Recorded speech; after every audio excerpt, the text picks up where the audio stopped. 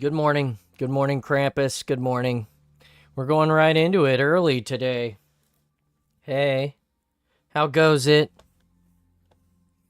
I'm excited to be here. How are you?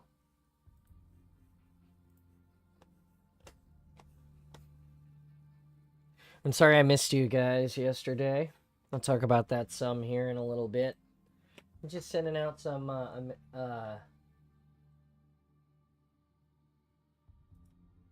um some messages.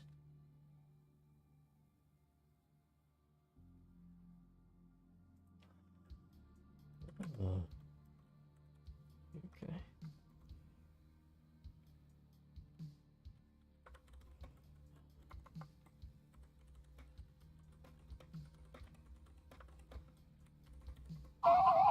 Let's see. Anyway, just to answer any few messages, I had a drink my drink. Thanks. Nice. I'll drink the drink. Thank you. Sorry, sidetrack. Just trying to get back into the groove. Yesterday was a day. Hey, I want to tell you guys, thank you so much for supporting me on my birthday. I'm going to show you guys this. I'm wearing my Mariners flannel today. Okay, because the Mariners are playing today. I also got this brand new hat. Look at this. This is such a nice hat. Hold on, I'll take my... It's styled in the old style of the Mariners, the style from when I was a kid, so it matches my flannel here, which is the old. We still use this emblem now, but it's the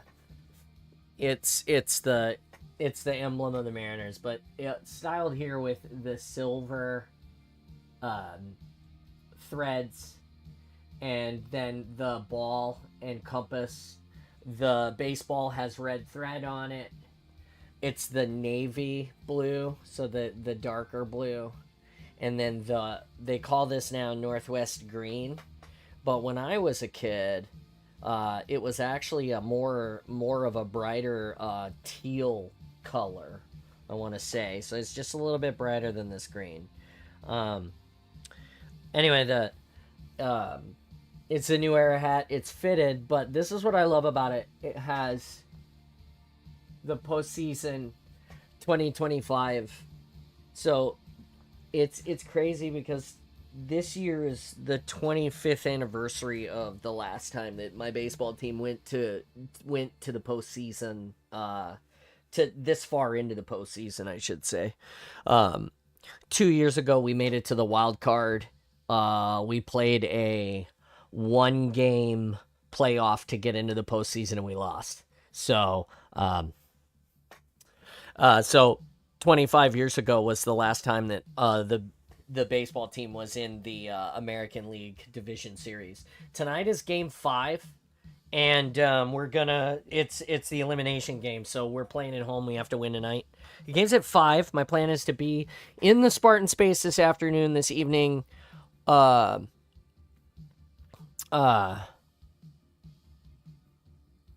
out while I'm watching it, sharing that with you guys.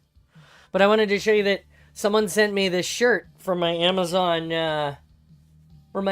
wish list for my birthday, and I wanted you guys to check it out. It's awesome. It's I should turn this way so you can see it. There you go. Anyway, it's really cool. I love it. It's a super cool shirt that you guys got me for my birthday. And hey Boat, how you doing this morning? That's awesome. So thank you for that. 17 of you. I'll tell you about my day, my birthday, and the subsequent day after. So you guys all celebrated with me on my birthday. I did until the end. I'm gonna tell you all about it now. So you guys all came and celebrated with me on my birthday, and that was really awesome. Every single one of you. I did not know that Nikki was gonna stop by. Gifts continued to come in through the mail from some people well into yesterday, and that was awesome. I showed Kevin. This one was gifted to myself, but it came on my birthday after I was gone. So I'm pretty excited about it. I haven't opened it yet or anything, but it's cool. And then, like I said, the fact that somebody actually bought me a case of Payday bars and a T-shirt, and Kevin sent me a hat. Like, you guys are so awesome. Like, I want you guys to know that was like, man, and all the gifted subs. I mean, we're at 128 subs today.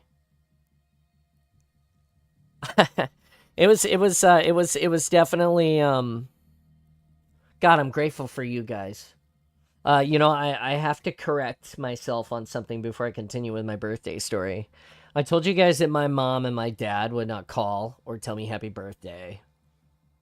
My mom texted me on Facebook, happy birthday. I don't know, on the grand scheme of greatness, if that is it. It's awesome.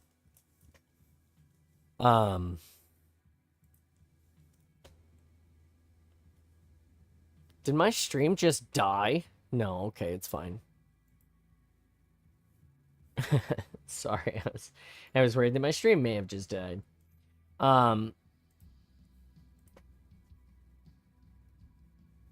Oh yeah, it says it did. It says it did in fact disconnect for a second. If you refresh it, it's still there. Goddamn internet this morning. Let me open my task manager so I can monitor it.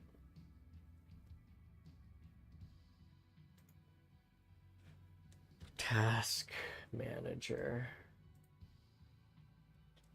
You guys all back now?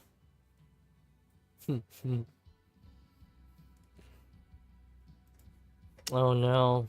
This is gonna be shitty. If this happens to me all day today, this is gonna be like the worst Friday on the planet. Yeah, it says that the internet is working.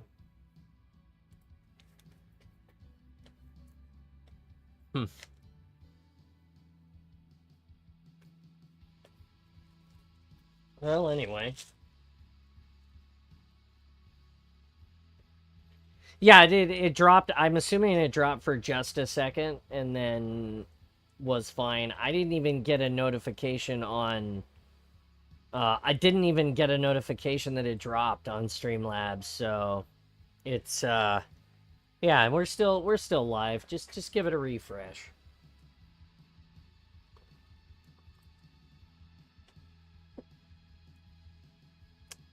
Anyway, what was I saying? I was talking about something before we had the weirdness happen. Anyway, we did the birthday. We started the birthday, and the birthday was going, and that was cool. And then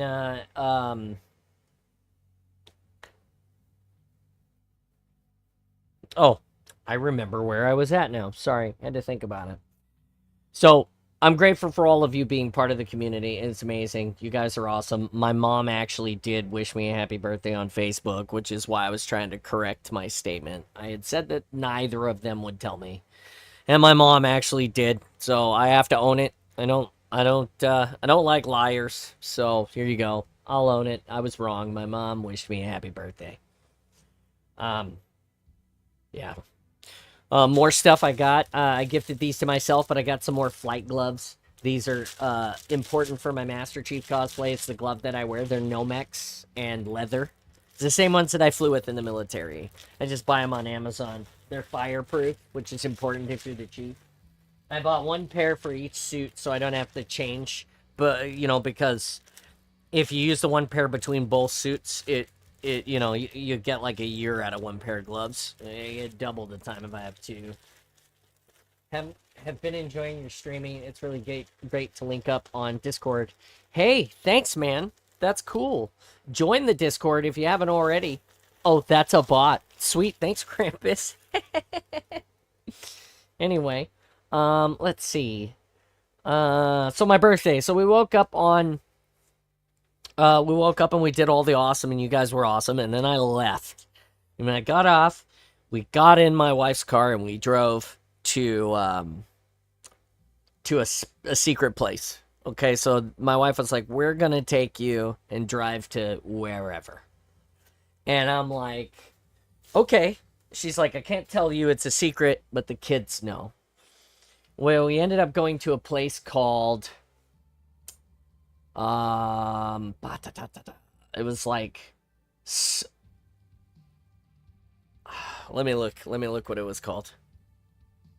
It was like Arena Sports or something like this is what it was called. It's a place in a city called Issaquah. For anybody who doesn't know, that's Issaqah,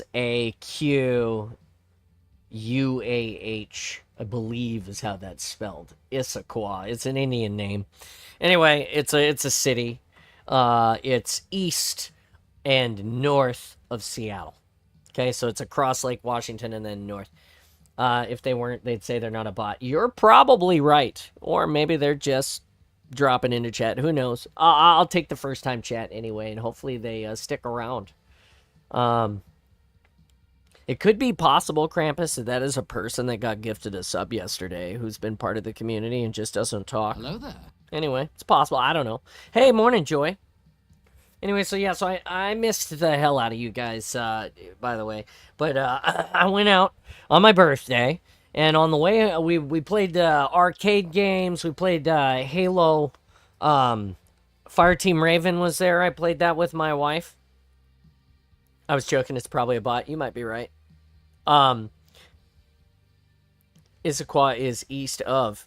Yeah, it's east of Seattle, and then... and north. East and north.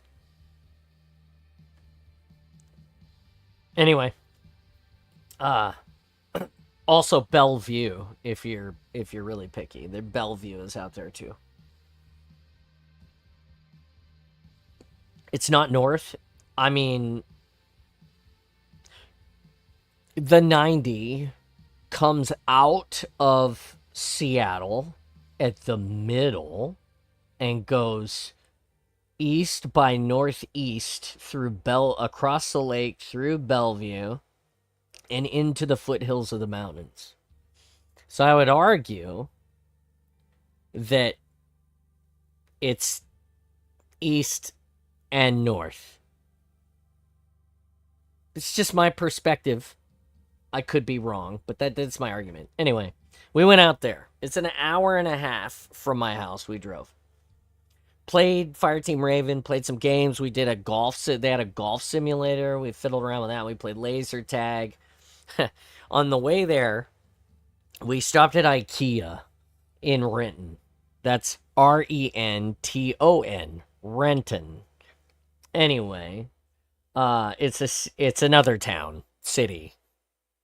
It's in the valley next to Tukwila. Well, actually, technically it's IKEA picking up a new desk or something. Yeah, no, we went there to eat. Actually, they have a cafeteria style dining facility that's attached, and it's like all the food that they sell. So we went and ate dinner there. I had a salmon and potatoes and a really nice vegetable medallion that's like, it's like cauliflower and it's like broccoli, and then it's got like a cheese base, and so it's like this cake, but it's vegetable. Hey, good morning, Jimmy. So that's really awesome. Anyway, we stopped at IKEA to eat because that's where I really went to IKEA, because they had Halo blankets. They had weaved blankets. One was a Doom type, like the Doom cover, but it was the Master Chief on there, and it was Halo. And then one was, I want to say it was the Chief with an AR someplace epic. I can't remember what the two blankets looked like, but they had two blankets at IKEA, and they were weaved blankets. And I wanted to go get them, and I missed the bus. They didn't have them anymore when I went. But I did eat. We ate at IKEA, and that was nice. And then after we ate, we went up and played the games. We got done playing the games. We went over to Cold Stone, and which we don't have one in Gig Harbor, so we found one. It was like 8 minutes away from where we were at. And so we ate at Cold Stone. And then we started driving home. This is where the fun begins. So we're driving home. You know, the Mariners have lost today. I've had a decent birthday. I'm happy. I've spent a day with my family. We've had good food. We haven't argued. Things have been great. It's exactly what I asked for. A peaceful, wonderful thing. And so, we're on the way back, and we're about halfway back, and we're doing 60. And the engine is at like 2,000 RPMs. We're just cruising up the highway. Everything is fine. And then the engine chug, chug, chug, chug, chug, stutters a couple of times. And I look at my wife and I go, has it done this before since you got it back from the dealer? And she's like, ah. And I'm like, well, that's not right. No check engine light, nothing. Just keeps running like it's fine. And I'm like, it's definitely a misfire or something. I work on cars. I have a, small idea of what it could be. And so we keep going and everything seems to be fine. And I'm like, well, that's odd. And then we get up to about Fife, which is this small town along the I-5 corridor when you're heading south of Seattle towards where I live. And we get into Fife and it does it again. It's like, it's pretty violent. Like I can feel it in the steering wheel, the engine just struggling. And I'm like, this is really not right. And then the check engine light flashes at me 2 or 3 times in a row. And I'm like, man, this is a relatively new car. And then the check engine light goes back out immediately. And the car is now running fine again, like nothing is wrong. And I'm like, well, this is definitely not good. Like, we're going to have to get this home and call the dealership and get the dealership involved because we just had it serviced and they had just checked it all over. And on a 190 heads southeast. Issaquah is parallel to Seattle's lower. Okay. I'll look it up on a map, but I'm pretty sure that I'm not wrong. But I'll look. I could be wrong. It's fine. Listen here, Oregon man. Anyway, so we're heading up. We're in the carpool lane. We passed the Tacoma Dome. We're getting ready to get off on Highway 16, and they have just rebuilt this whole entire interchange. So there are 2 lanes that always get off on the right side that nobody wants to be in. Well, everybody wants to be in them, but nobody wants to be in them at the same time because it's like a 2-mile backup on the highway to get off on that exit almost always. It's like 10 o'clock at night. There's Oregon man. I live in Vancouver. Close enough. I'm just messing with you, Kevin. So the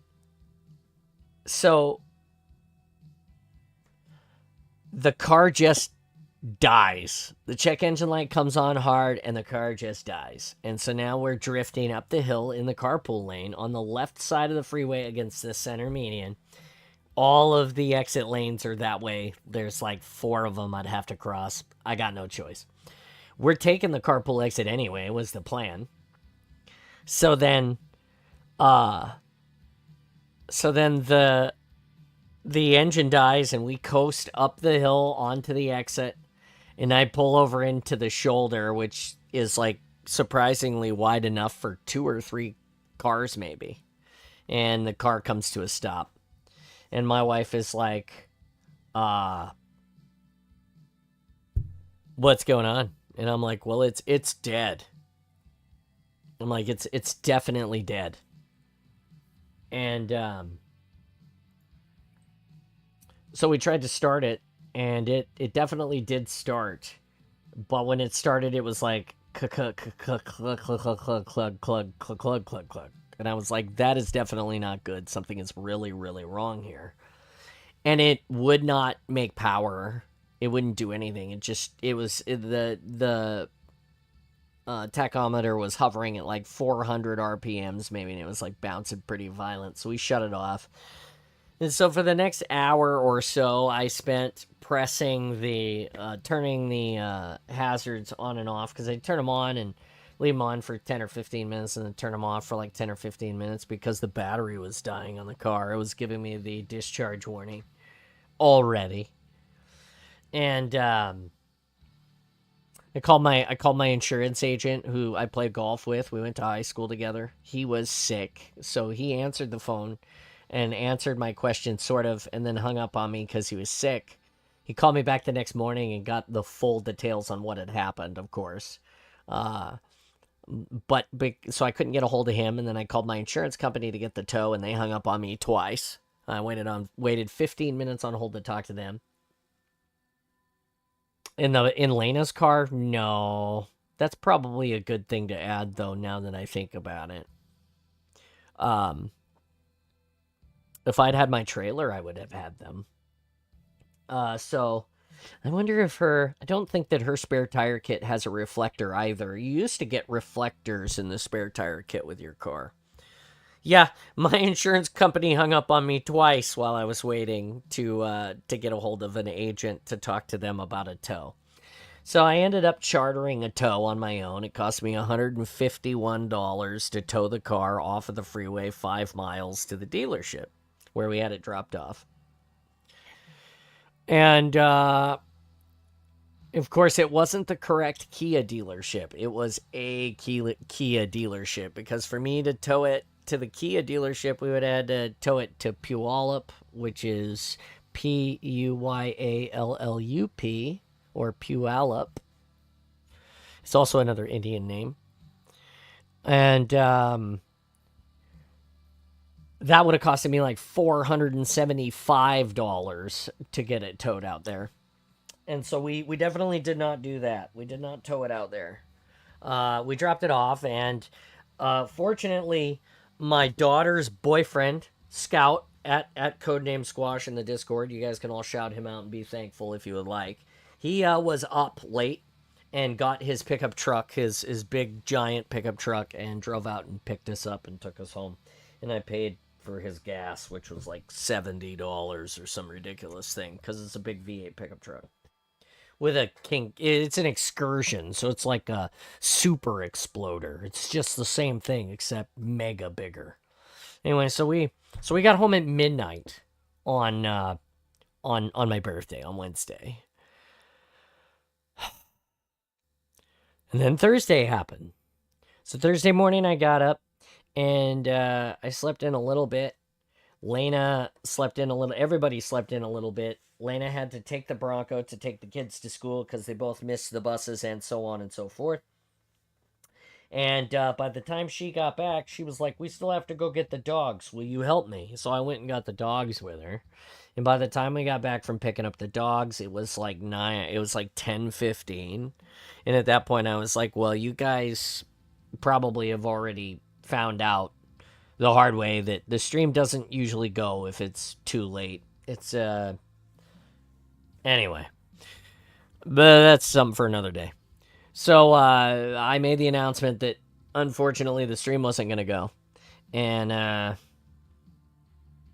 then continued to help solve other life problems like contacting the dealership. We had to get a hold of our dealership where we bought the car and have them orchestrate a tow, which they paid for, to go get the car from the other dealership, while the other dealership was going to actively try to service the car and figure out what was wrong with it.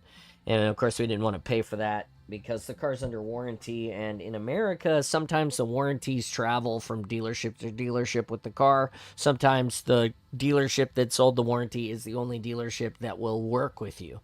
It's very cumbersome because, some people, like, I traveled a long ways to buy that car. That's the place I take it for service. It's quite a commitment. So that took all day yesterday. They actually didn't pick up the car and get it to the other dealership until almost 2 o'clock. I haven't even had a chance to hear from them yet today about what's going on. But I'm assuming that they're going to try and get a hold of me at some point. I've left my my phone on not silent in case the dealership calls, so I can take the call. So if I have to take the call during this stream, I'm really sorry.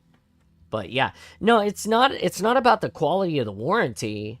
It's literally about the dealerships. Like, if you buy at a Titus Will dealership, Titus Will has like 5 dealerships in the state that are Ford. So you can take it to any Titus Will and they will service the warranty. But if you take it to All Star Ford, which is another franchised brand, they will recognize the warranty, but they will be chintzy about it. So like, for instance, I bought my Mustang at All Star Ford 20 years ago. All right. I bought it brand new. We drove it off the lot in less than 11 days left until what? Until the pass expires or until HCS. Yeah, you're counting the days. Thank you. Anyway, I bought my Mustang. My Mustang, the light bulbs went out at like 22,000 miles. The rear tail light bulbs went out. They're incandescent lamps, all right? But the bumper-to-bumper warranty says 36,000 miles out of the dealer is bumper-to-bumper. No matter what fails, they're responsible to replace it. I bet you Kevin sent me a map. He did send me a map. All right, Kevin, you're not wrong.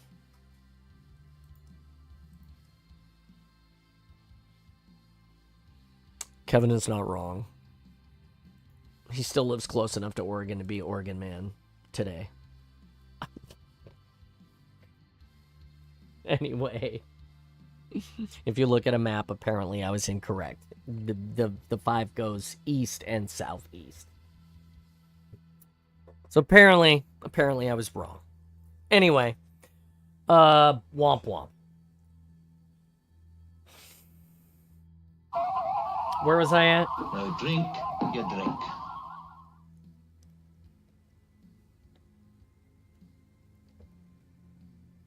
Hello there. I was at somewhere. Oh, yeah. So, the dealership picked up the car and towed it to the Kia dealership, and they haven't looked at it yet, so they're going to give me a call at some point. But what I think is that either the catalytic converter is plugged up or the turbo is dead. And it would seem that that particular car, when the turbo dies, will not continue to drive. When my Saab turbo died, I continued to drive it for like 1,000 miles. It was not pretty. It blew blue smoke out of the tailpipe for a long time because the turbo was bad. But it still motivated okay for a while. When I was a kid, my mom had a turbo diesel Beetle, Volkswagen Beetle. It was black. The turbo went out. She was able to continue to drive it for thousands of miles before she got the turbo replaced, and it seemingly was okay. I mean, it wasn't the most fuel efficient. But no, I have no updates. It's broken.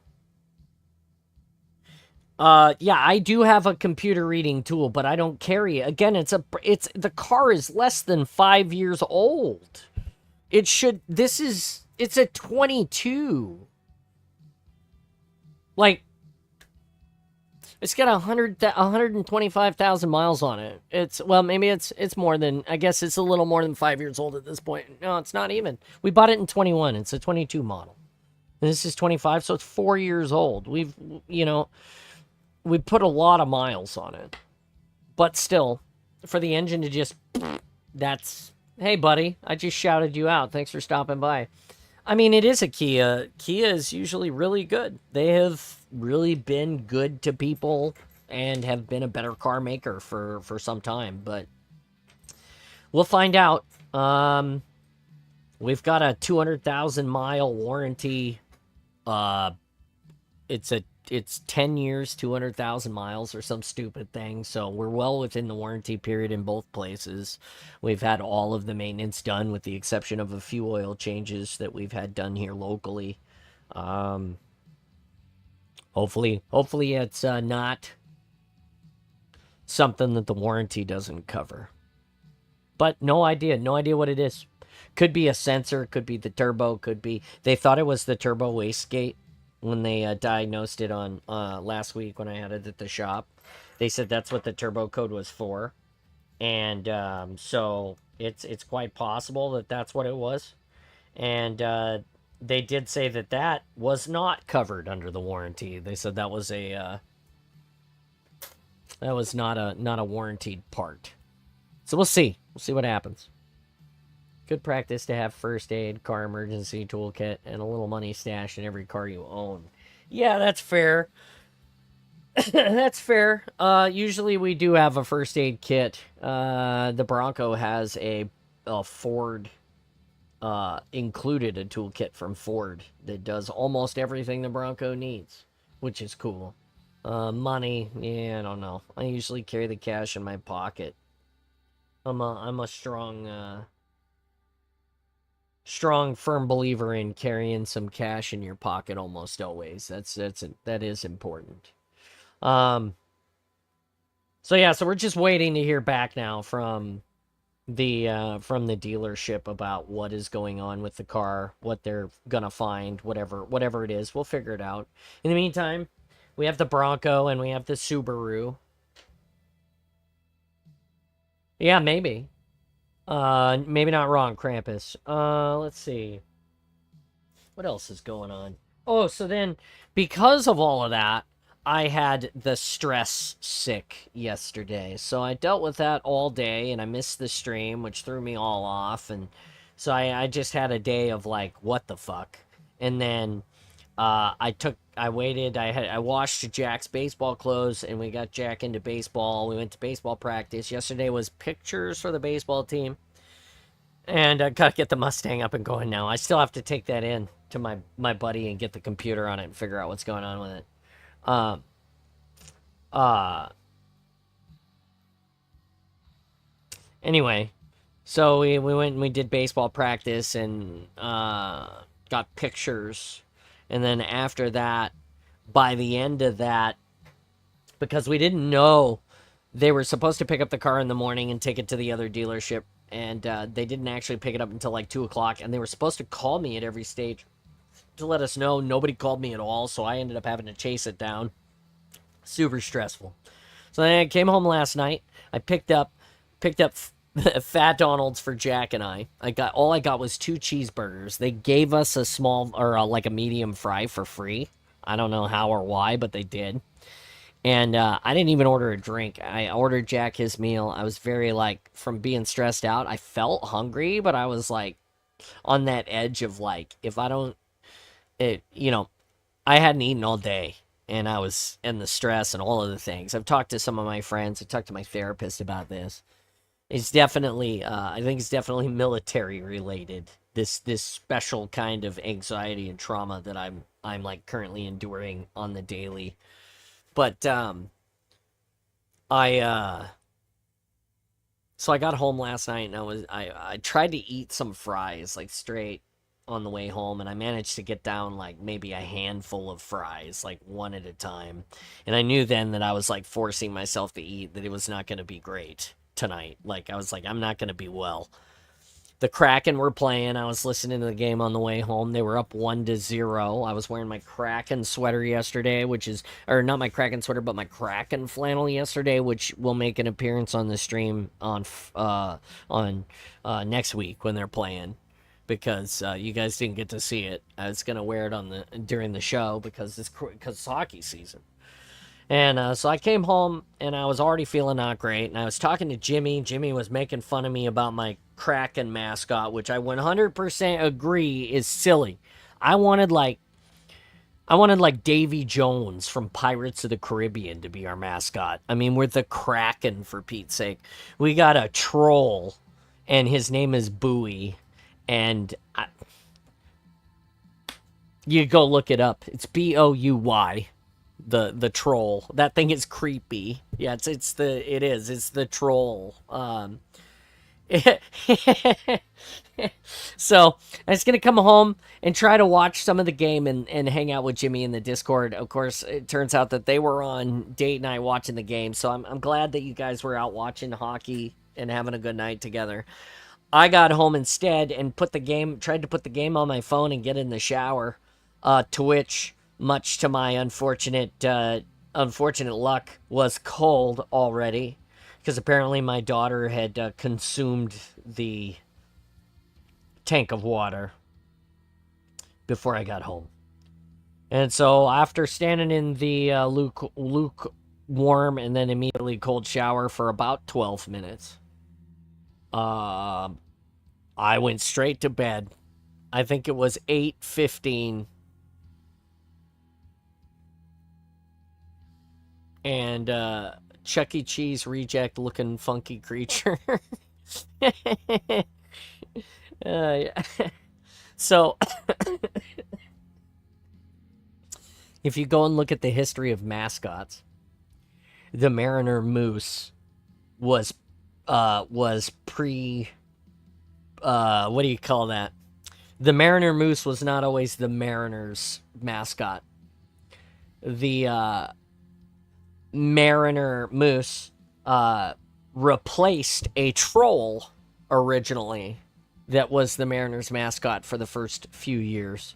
So this is, and I believe that even the Sonics had a troll before they had the Sasquatch. So, it's like a Seattle thing. And if you come to Seattle and spend time in the city beyond HCS Worlds, you can go on a tour in the city and see all of the trolls. And they claimed it was the best mascot in the NHL.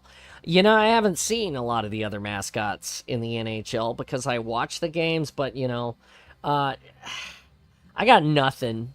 I think that it's unfortunate that we have a troll as the described as a colossal squid-like creature with immense tentacles that could destroy ships. Yeah, that's what I'm saying. And Davy Jones would be the perfect mascot to be the Pied Piper of the Kraken. I was hoping that Disney would fuck off the pirates and that the Kraken would get Davy Jones. But apparently that's not the case. We get Bowie.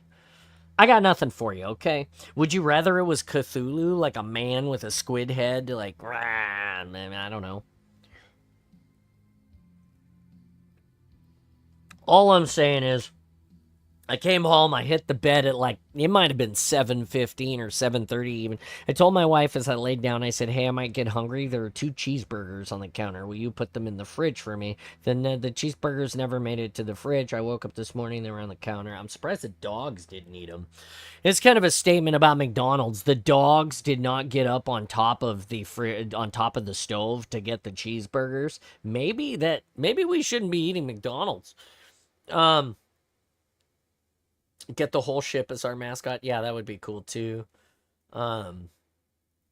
Anyway, so I was sick. I slept until I woke up at 5:27, 3 minutes before my alarm went off. I did not wake up at 3 in the morning. I tossed and turned all night, 100% certain of that. But slept. It was not as bad as most of the stress sick nights. If I'm honest, and I'm up and I'm great, and I feel pretty good today. It doesn't contain any nutrients. Yeah, that's fair. So yeah. So that was my birthday roller coaster of whatever you want to call that.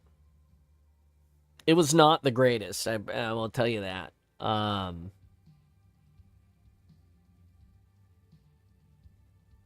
Imagine fans doing chants in the stand. I don't know about that, Kevin. But like I said, it was fine. I'm happy to be back. I was sad that I missed you guys yesterday. We didn't read. I said we were gonna read. I just had like I said, birthday was great. Ended on a sour note. Then Thursday was just a stress-induced day of stress. And I missed the awesome, which was also not the coolest. It's okay. It'll be better. We're gonna be better.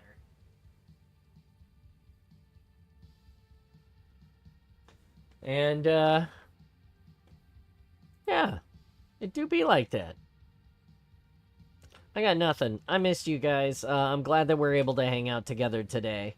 It's nice to be back, especially on a Friday. And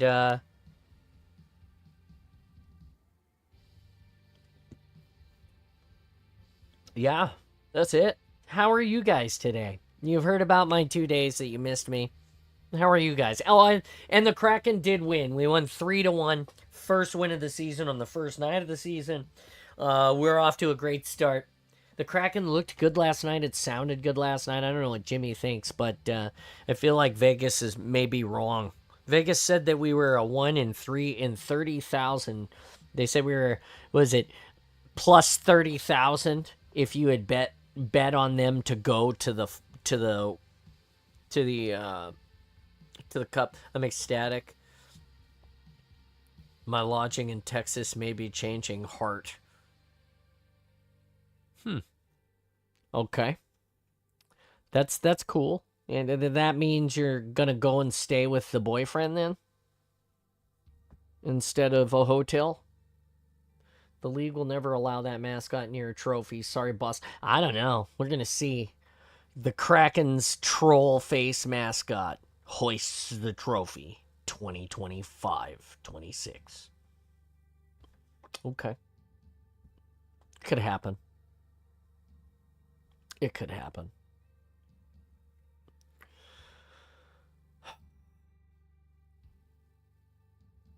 $1,748 follows today. Thank you everybody for being awesome with us. I appreciate all of you. Like, share, subscribe, support us directly in many, many great ways. Like some of you figured out. I gotta go to my Amazon store thing now and change it because you guys bought stuff for me. For my birthday. Oh god, this is terrible. That's not what we want. Thank you ads. It's love ads on my browser. John, make sure he eats so he doesn't get hangry. Yes, I will eat something. Bear with me just a moment. Time is it? A little early, but you're probably right. I should eat. I haven't eaten since, what time did I eat? Oh, I didn't eat at all yesterday. I did not eat a single thing yesterday. Yeah. This snack brought to you by Jimmy and Cheez-Its. Thank you, Nikki, for the Cheez-Its. What am I Googling right now?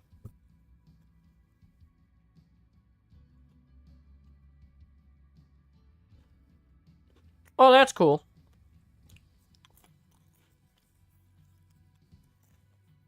Haha. Wouldn't have snacks without you. What was I just gonna get up? I was just gonna look at something. No, I can't remember. Goldfish brain. Yeah, chest and helmet. I got you, man. Thank you for reminding me. I'll do that first this morning. Holy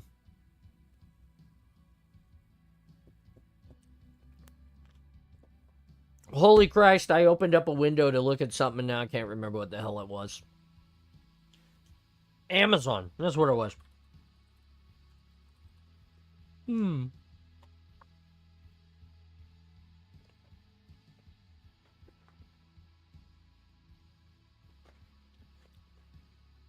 Let's see here. Don't need that. All this is still good. Don't need that. Don't need that. This t-shirt, by the way, really awesome. High quality t-shirt. That you guys got me this year for my birthday. This one I'm wearing underneath my flannel. Absolutely love it. Thank you. Alright, I have updated my list. I've taken off the things. Closed. Perfect. Did you get it for me off of the list? I showed it this morning. It's under my flannel, this Master Chief one. I didn't know who got it for me. It came, it doesn't tell me, so. You sure you didn't get an old man update on your birthday? Fuck. It's possible. My brain, like old man lag in your brain, like 486 PC. That could be very well it. I could have just got an update that was a mental one, a brain one. I'll tell you what, I was fielding balls, pitching at the kids and fielding balls the other day at baseball practice, and I got hit right here on this bone, with a hard baseball, and oh god, it hurts. It hurts today. My old man bones. I think I bruised the bone. The skin did not bruise at all.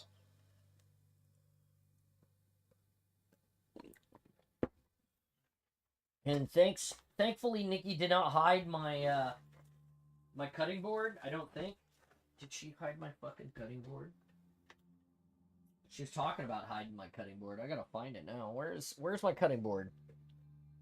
I need it this morning. Because what I'm gonna do is I'm gonna fiddle around with this stupid boot for a few minutes with you guys while we're talking, and then we'll play some games.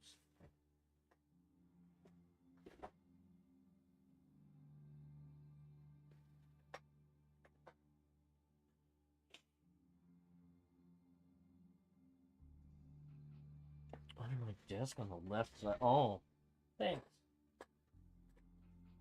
Thanks for that. I would have never looked behind my PC. Oh, yay.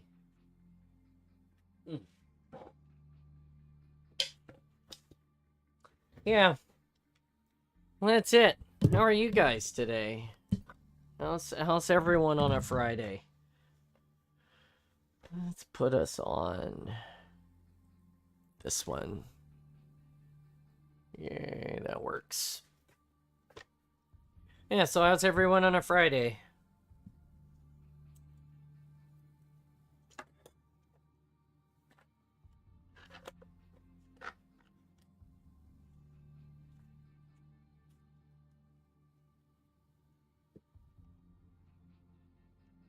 Fill in for my boss the rest of the day.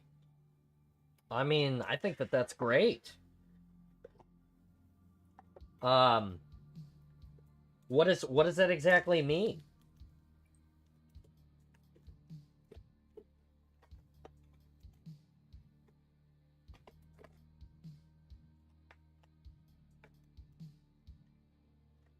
We're currently extracting the soles from the shoes here. Just like that. It's a pretty easy day. I got a pretty good system the way that I did these boots. The only thing I would change about this particular set of shoes that we designed was I would have left the back end open.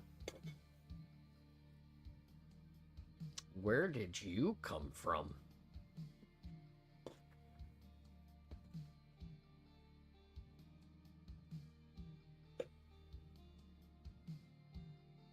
This is very interesting.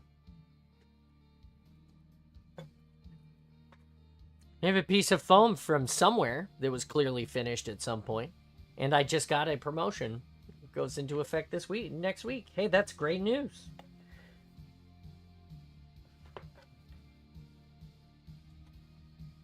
I'm proud of you.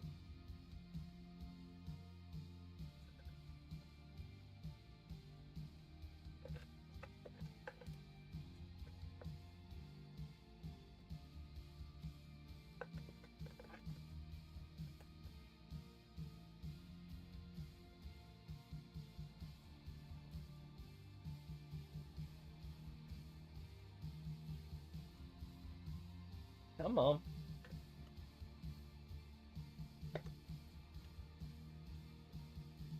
Oh, God, this front side. This one's a little bit harder to get out. Oh, I got it now. She'll come out.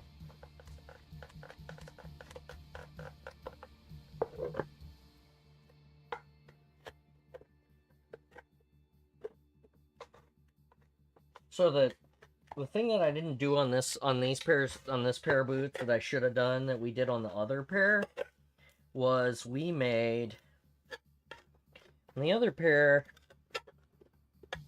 we left the backs of these open. When I say the backs, what I meant is I'll show you in a second here. I don't want the power it comes with. It's too much responsibility. Do it. Yeah, you do. With great power comes great responsibility. With no power comes no responsibility, but with no responsibility comes almost no pay.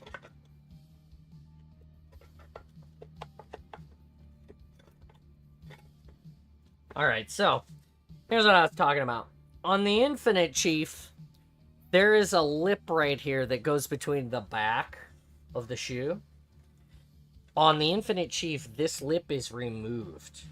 so you can just put a flat piece of foam inside, and it's flat all the way across through this space to the back to the heel.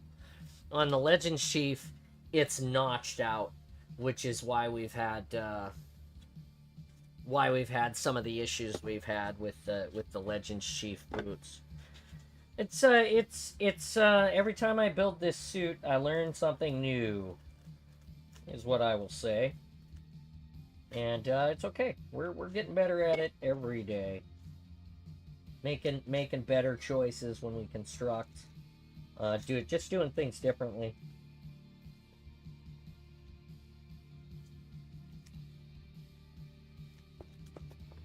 Bam! Look at that. And we salvaged the I salvaged the heel block, which is good because then I don't have to remake the heel block. The heel block survived the time. And what I'll do is I'll trim some of this glued surface off, and it'll glue again with no problems. To see how that works. You can see it here. You just run your putty knife, your spatula here, across that lower edge, and it just peels that CA glue that you had on it. It just peels it off in one, in some weird flaky layers, and then make the move be bold, wield the power. Yeah, exactly.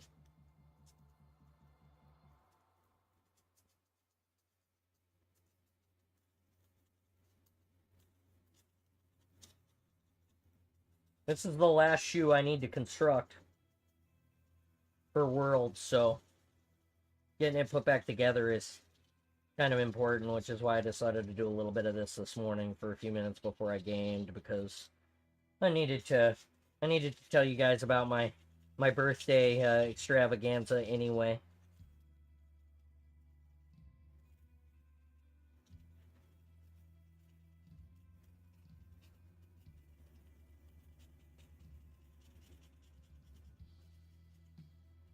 There we go. And just like that, it's all of that glued surface is now gone. You could also do this, by the way, if you're wondering, if you want to learn about my crafting. I don't know if I have one here, but I have these little purple sanding blocks. They're for drywall. And I will get one in... I'll get them in various grits. The grit is the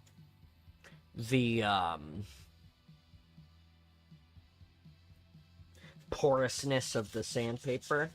How heavy the grains are. Okay, so like the lower number is more aggressive sand. The higher the number, the more fine the particles and finite they are. So you start seeing wet sandpaper in like the 800 to 1,000 grit range. Anyway, that's how you can take that and you can sand the bottom of this block, and it will also do the same thing that I just did with the edge of the putty knife. If that's helpful. I know people like Lexi would appreciate this because the crafting mind for every single person is different. We all have different ways of doing this stuff. There is the now this is interesting. This was the right shoe, okay? You want to point out something. Where's the left shoe? Here's the left shoe. Okay, so we had... Oh, sorry, no, correction. This is the left shoe. So the one that I just took apart was left, and the one that I took apart last time was right. Okay? If you look at the difference in the two shoes, you could see which one gets the most wear and where I was wearing. So right on the bottoms. Right shoe, left shoe. And then also how compressed they were through the wear.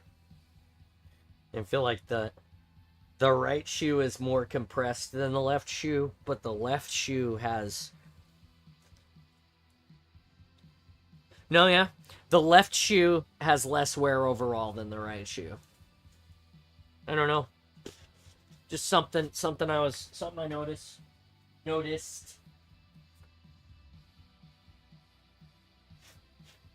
I'm excited for the wall building party on Sunday. Hope to see all of you.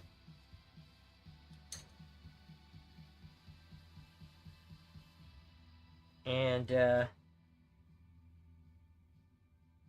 Lexi, how's your grunt suit? I did see your Instagram and it was great. I cannot wait. And I hope you get that finished with no problems. I am so excited for that. So what I'm going to do now is I'm going to take my CA glue. This is a brand. It is like super thin, super fast flow, super fast dry. And I'm going to find my template, my undershoe templates. Found them. Boop. And we're going to make sure they fit, because, you know, that would be the first great thing to do. Looks like they do. I need to trim this foam off, which we'll do. I'm going to go get some coffee in a minute. I'm going to trim this foam and set this glue, and then I'm going to hop into the Discord, talk with my friends, and play a little bit while we're waiting for some glue to dry. And then, might come back to this. I want to get these done today, if I can. And then again, like I said, today I'm going to be here all day. I missed you guys yesterday. I missed my friends. I missed hanging out. I'm going to be available all day to play golf, to do other, to play golf on the PC later tonight, or Halo, or hockey, or, you know, whatever. Whoever shows up to hang out is kind of where I'm at. I just want to make sure that I have a good time with you guys. And like I said, I missed you yesterday, and that super sucks. Don't forget to catch us at HCS Worlds. If you're already going, that's great. If not, you missed the bus on tickets, and I'm really sorry about that. But you can watch it online. Installation 00 was actually here for a little bit yesterday, talking to me. Not in my house, but on the phone. Talking to me about possibilities. You know, I have desired to have a sponsorship with the Meta people a little bit.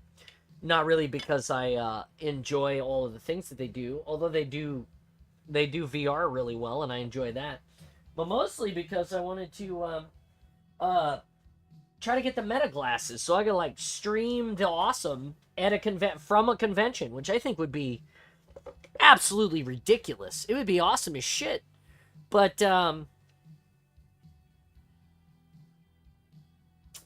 there are some other companies who are now making some live streaming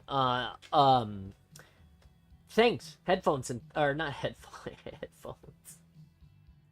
There are some companies that are making some live streaming glasses now that you can wear, and that is that are more different than Meta and can stream to places like Twitch and YouTube directly without having to go through your phone or anything like that. So there are some other options out there.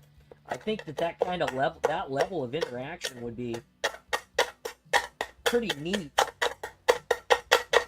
to have with you guys. What do you think? Do you think it would be cool to see the convention from the perspective of a cosplayer?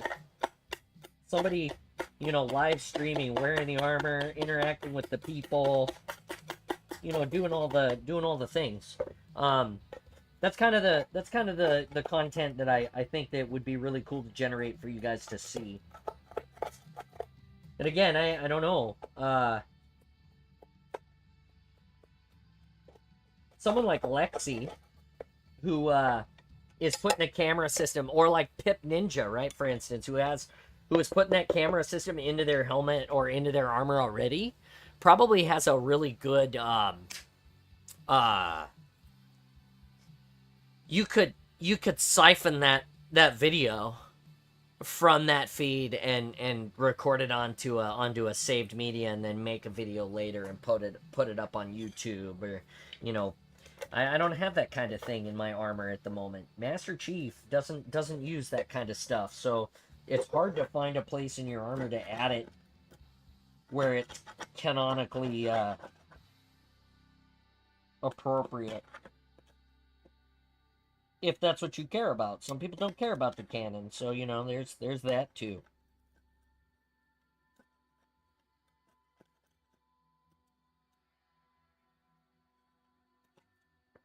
Boy, this shoe. I might have to hit this shoe with the Dremel to get this these glue spots down so I can glue to this again. We may not get much further with this front boot today, with this other boot at the moment.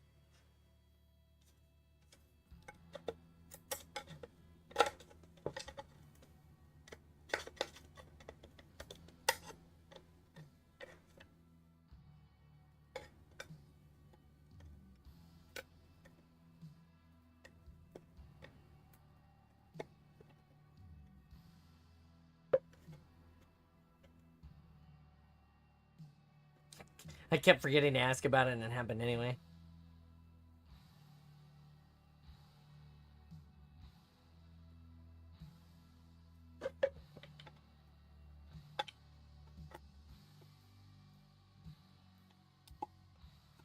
I'm gonna go jump into the Discord here. I see Kevin's already waiting. Give him a second to mute his stuff so he doesn't like, or to close, to make his stuff a little more quiet so it doesn't bleed into the bleed back in like it usually does. Hey, Kevin.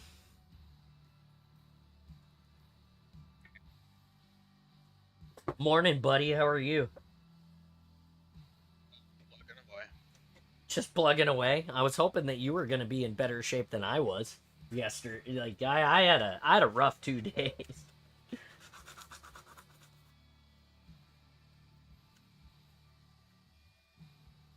Sounds like it's one to remember, huh? One That's for the book.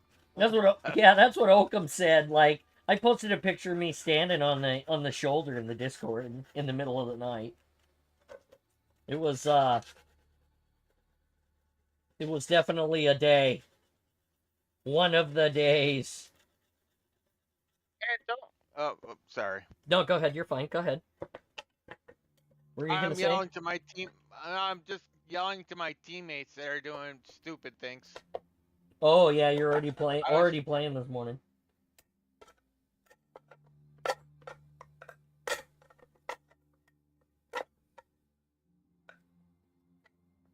Already playing this morning. That's cool. Yeah, I it's definitely that. That's what I got for you. Is I don't know what else to to tell you. And so that's what the bottom looks like. I'd recommend you sand this. I will actually probably hit this with the Dremel. It'll take me about 15 minutes off the stream to clean this up and get the rest of this, rest of some of this glue. And the reason why you want to do this is because you can't necessarily CA glue to your CA glue. It doesn't work great. And I want my boots to hold together because obviously they're my boots and I need them. seems like a smart idea is to have boots that aren't messed up. And see, it's crazy. The back boot. I'm gonna glue the back boot on right now because it's got nothing. Like this all pretty much came right off when I pulled the heel out.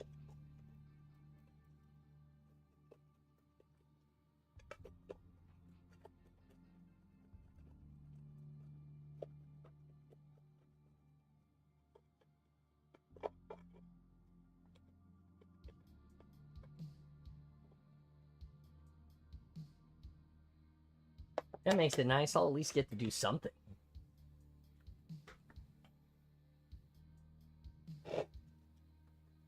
You all ready for Worlds, Kevin? We're 11. We're Krampus says 11 days until he's here.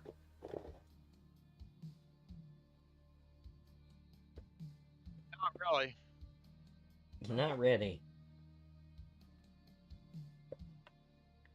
Well, what do you got left to get ready for, Kevin?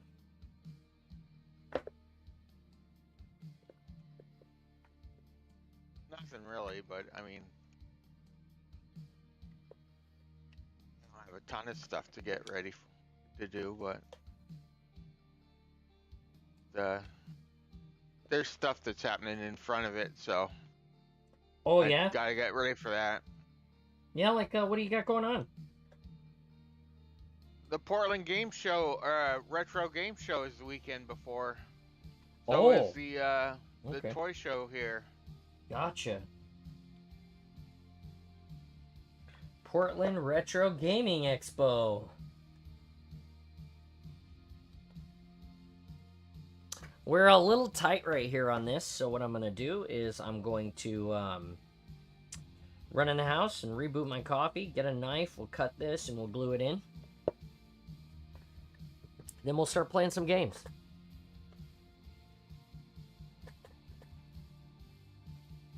Also, I've got some fabric to make pockets and magnets in my jacket for needles Martin is bringing me. Also, I'm gonna not be a huggable. Why are you not gonna be huggable?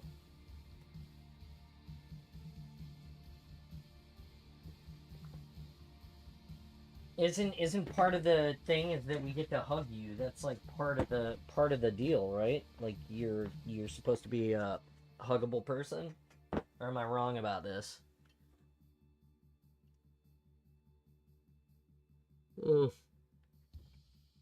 Riddled with needles, and you want them to be sharp. Okay. All right. Hold on, I'm gonna send a massage.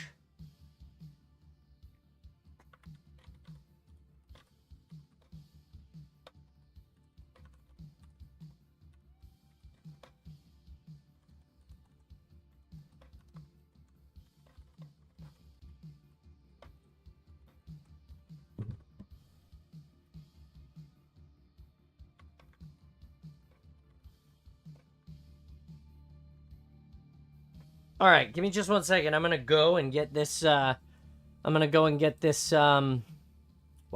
that's great. Look at. Sorry, I'm gonna go get a cup of coffee and come back, and then we'll glue that in, and it'll be awesome. Just give me a minute. Excuse the mess.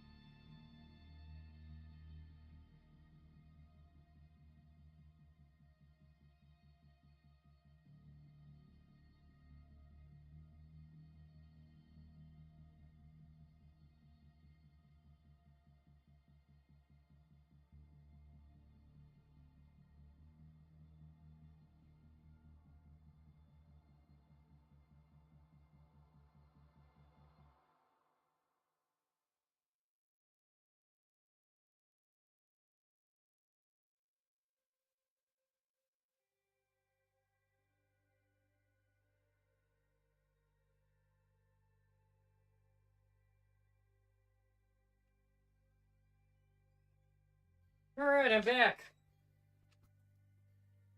with the coffee. Oh shit, I'm not back. Give me a second. I forgot my creamer.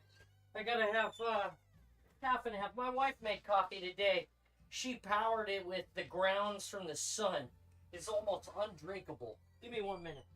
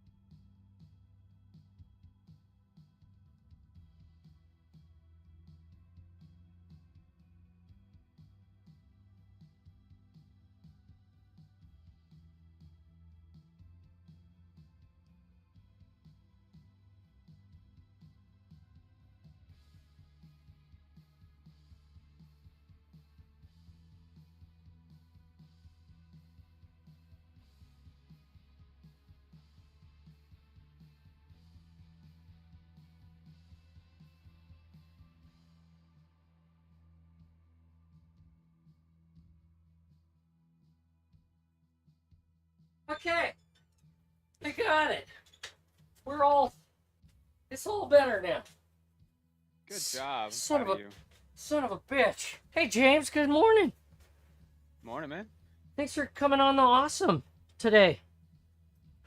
I heard about your car. I'm sorry, man. Dude. Yeah. Well, it wasn't so bad. It was just that on my birthday with the whole family in the car, like you want that day to be perfect.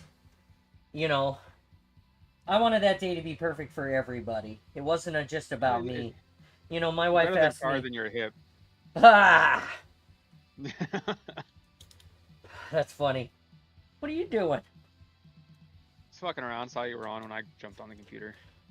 Yeah, I missed the awesome yesterday, so I definitely wanted to catch today, to give everybody the birthday update, because the birthday was great up until that point. You know, we talked to you on the phone, and It's a memory, man. It's gonna be great. yeah. I mean, you know, it's funny because when we went and picked up the arcade machine, everything that day went wrong. Like, we had the trailer, and that was good. We had a truck. We had money. We had everything was fine. And then we departed, and everything was fine. We got to the arcades. When we got to the arcades, one of them was not working right. We were able to get it fixed, but that took some time. You know, there's just all these little weird things about it. And Jack came along for the ride and wanted to be part of the guy group and have that. And I wanted him to have that time too, because it's like, it's an experience. We it's not every kid and the block, or not every kid gets to own an arcade machine or have an arcade machine in his garage. So, and he was little when we did that. But during the day, the fuel pump died right after we picked up the arcade machines in the truck, and we had to do a fuel pump in a parking lot in Linwood. Linwood. It was we had to walk like 3 miles to the parts shop. So, here we are with little Jack, walking across town to the parts store, hoping that nobody comes and steals the arcade machines out of the trailer.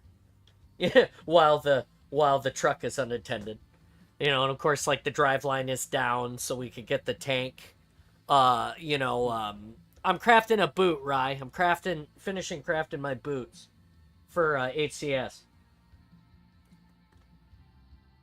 So we're dealing You're with streaming, right? Yeah, I'm streaming right now. Mm-hmm. Oh, for some reason it's not. It's I fun. had a tracker on you. I guess it hasn't been working. Maybe that's why I haven't been catching that often. Oh, well, I mean, I also always stream when you're working, I feel like. But yeah, it's fuck, what was I saying? Son of a bitch. Maybe I did get that old ass brain update. The thought train is like not nearly as the thought train has departed way too many times already this morning. Preparing the truck in Linwood and walking and making memories. That's right. Yeah, I thought that was one of the worst days. Like, literally. I was like, this is fucked. Like, I got an arcade, but man, at what cost? Like, my son here in the parking lot, we're all getting covered with gas. We had to borrow tools from the AutoZone when we bought the shit, so we could, like, drop the fuel tank and replace the fuel pump in the parking lot. It was a day. Like, my son had a Halo shirt that he wore that day that was fucking absolutely ruined at the end of the day, because we ended up doing the fuel pump in a parking lot that had been, like, I don't know what kind of sealer they had used on the parking lot, but the fuel getting on it immediately bubbled it all up off of the concrete, and it was like black disgust. Like, I threw away those clothes when I got home. I didn't even try to clean them. So, like, it was bad from my perspective. But if you hear my son talk about it, he's like, oh man, that was the greatest day ever. Like, I just got to hang out with my dad and go get these arcade machines, and like the car broke and I got to help fix that too. And I'm like, his perspective of it is like so awesome because I think about it and I'm like, I'm really glad that we did it, but man, I wish that I had been in a better place with like things and time and money to have had a truck that wasn't gonna break down, to not have had to ask a friend of mine to do it. You know, it's like all of those things. You know, they are memories, but it's a thing. That's just what I can say, I guess.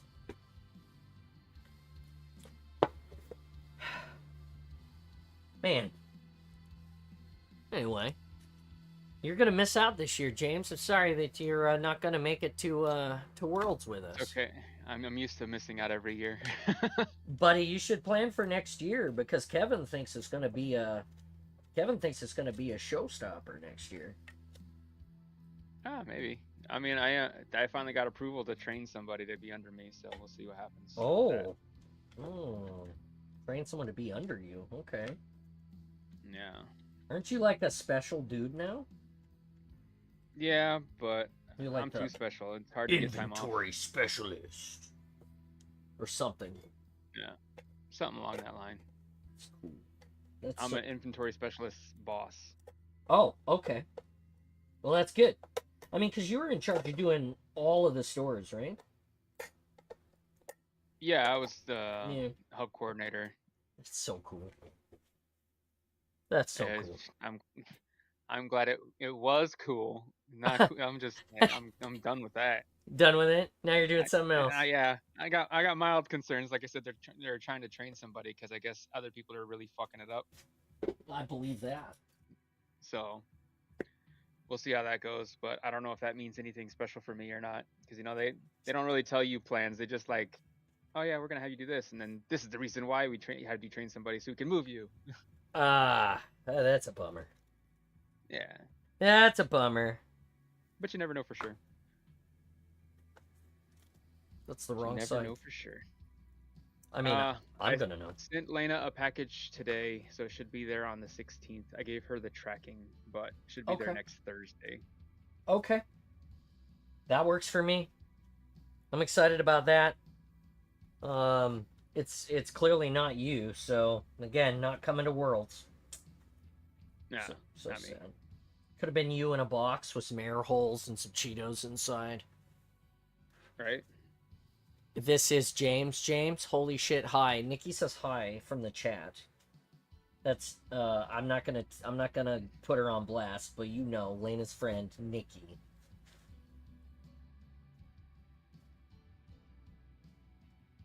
Hi.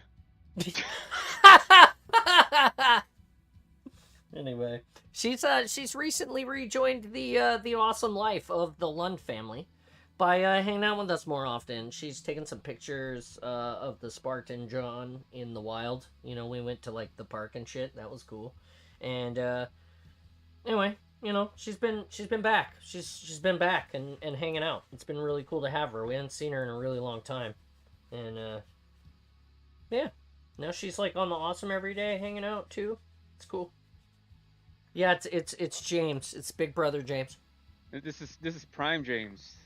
Every other James is What am I? What the fuck am I then, Boy. Nikki? Not James? Question. Jimmy, don't take it personally. This is James, Lena's oldest brother, James. He's still younger than me, by the way. only by a lot. That hurts my soul a little bit, but not wrong. Not wrong. Oh, it's a very humbling thought. Not by a lot. Oh, buddy. Nothing, Kevin. You got nothing. No.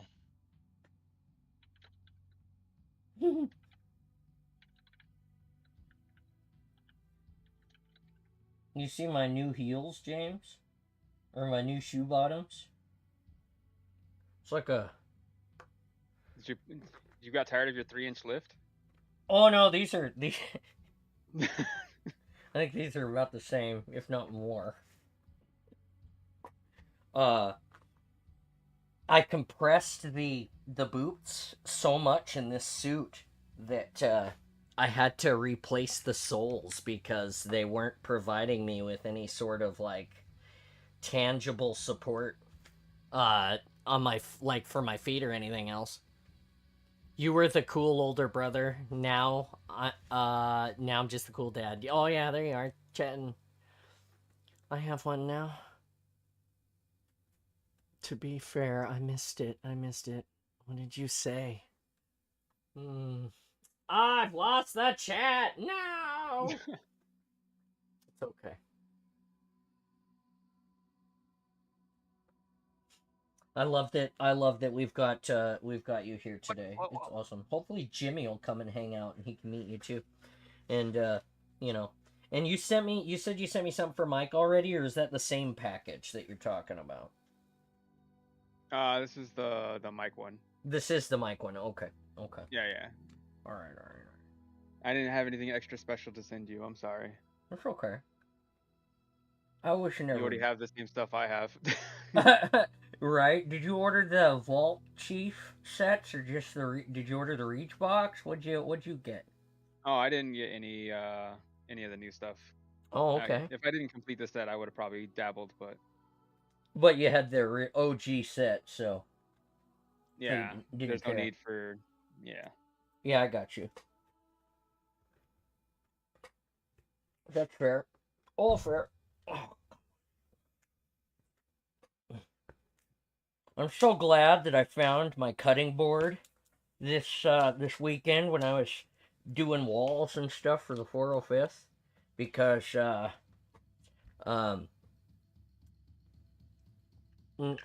I ruined a pair of my jeans doing crafting last week, gluing. I glued some fucking like 2 big CA glue holes like right here above this pocket, and I used the CA glue like remover. There's a special like detergent you can use, and it melted it and then created 2 denim holes that are just gonna get bigger and bigger and bigger. Eventually you're just gonna like, I'm gonna not get rid of them because they're fucking jeans and they're great jeans, but I'm all busted about it because I can't wear them out in public anymore.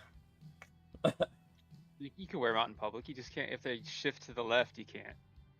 Right. Well, that's what I'm worried about, is their jeans. They're gonna rip the way they rip. And I'm an American, so I'm gonna pick at it as it's ripping. And it's gonna rip inappropriate, and then I can't wear it in town. And that's not cool.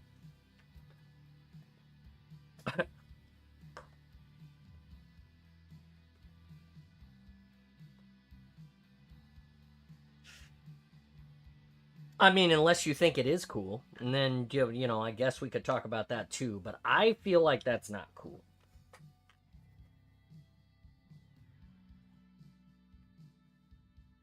Let's get these. I think it is cool because you're getting more ventilation. So literally, it's quite cooler. It's very contrary of you there, Kevin. Thank you. I love it. I love it, Kevin. I love it. Thank you. John is actually 4'3". No, that's not true. There was With the 3-inch lift, you are.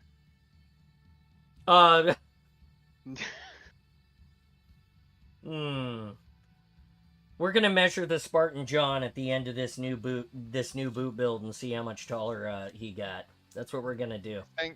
Thank God you finished that sentence correctly. We're gonna measure the Spartan John. No, that's not what we call it, unfortunately. I don't know what we call it. I don't know if I should talk about that on the stream. That would be... That might not be okay. I don't know. Would that make more soap opera moms watch or less soap opera moms watch? It Depends on the results. It depends on the results.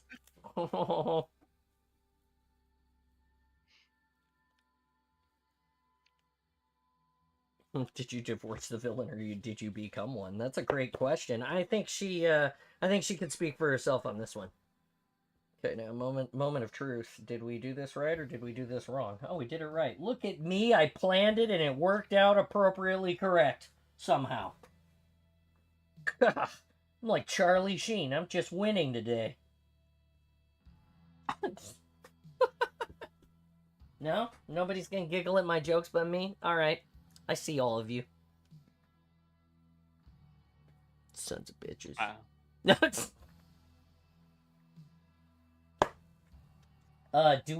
anybody... Oh, never mind. I don't have to ask if anybody remembers. I have the other boot right here.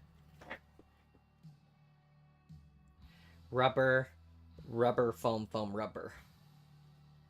Rubber, foam, rubber. And then we glued the boot support.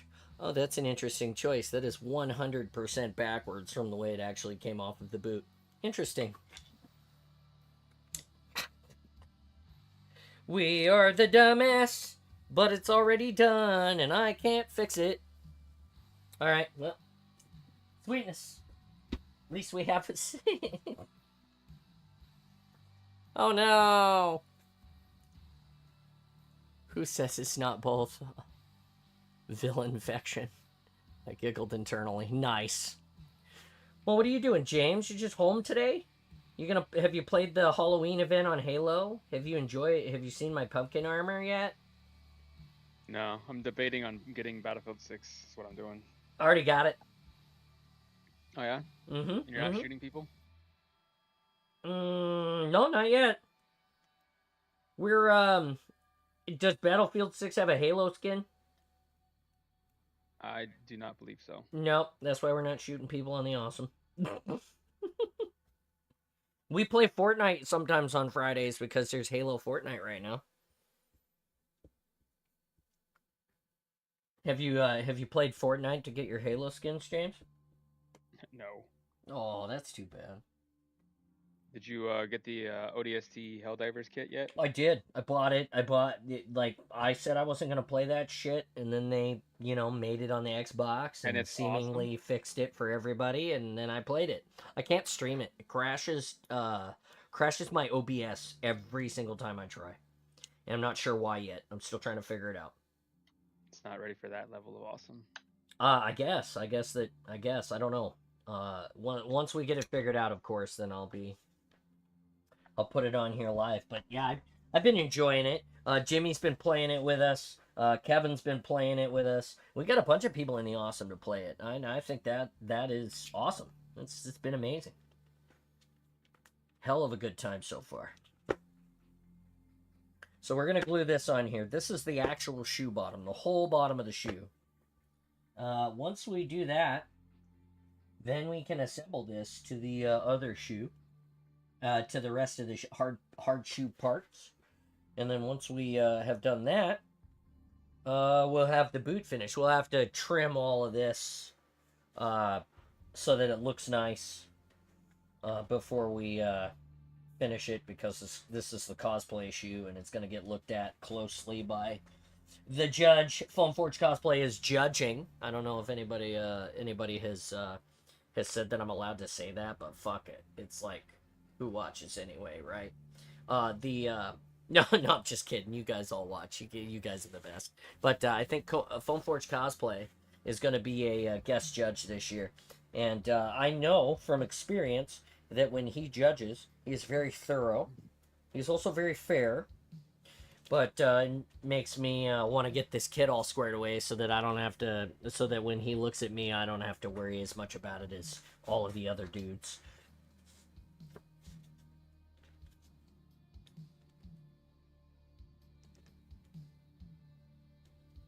Because I have to compete against people like Jimmy. Like, you guys don't even know. Like, you're going to see his suit, and it's going to... it's going to be over. Yeah, I already know it. Damn Kevin and his AI. That's all I have to say about that. Damn Kevin and his AI.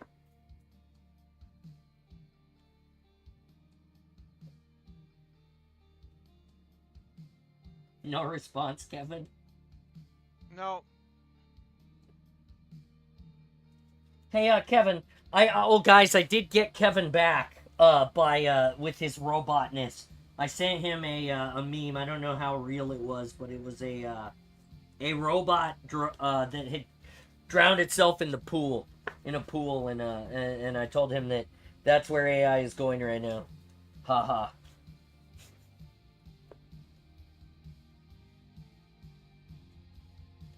He said he already saw it though, which made me giggle and sad.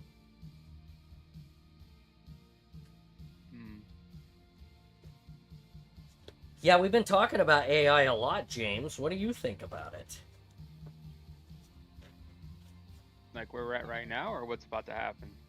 Both. I'll miss you all. What? It's over. No. It's over. I say kill them all. You think that you really? Yeah. What do you think we're batteries that we're going into the Matrix? What? Oh no, we're not that useful. I think it's over. Oh, you think it's Skynet, huh? Yep. Actually, I'm gonna link you on Discord. Here you go. Where? Smart John. Bam. Uh-oh. I'll look at it. Give me 1 second. Linking me on Discord something. Let's see.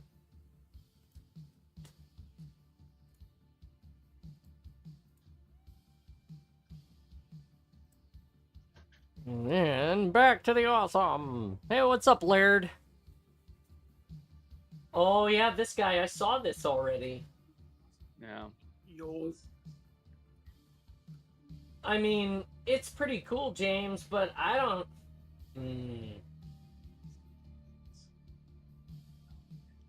So what happens if we build these robots, James, and they start doing all of our jobs for us? What do you think? We all become streamers. Oh, God. I think we have 5 to 10 years of good, and then and that's if it holds together. 5 to 10 years of good. So like 5 to 10 years of us getting the best of the robots is what you're saying? Yeah. And then you think they're just gonna turn on us and that'll be it?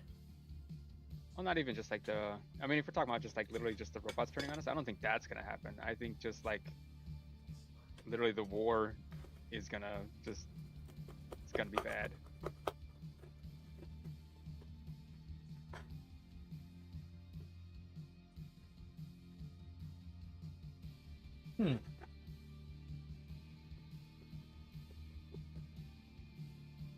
Interesting. Kevin thinks that we're gonna put the robots to good use, and I'm not gonna speak all the way for Kevin, but what I understand is that Kevin thinks we're gonna put the robots to good use, and from that, we will have less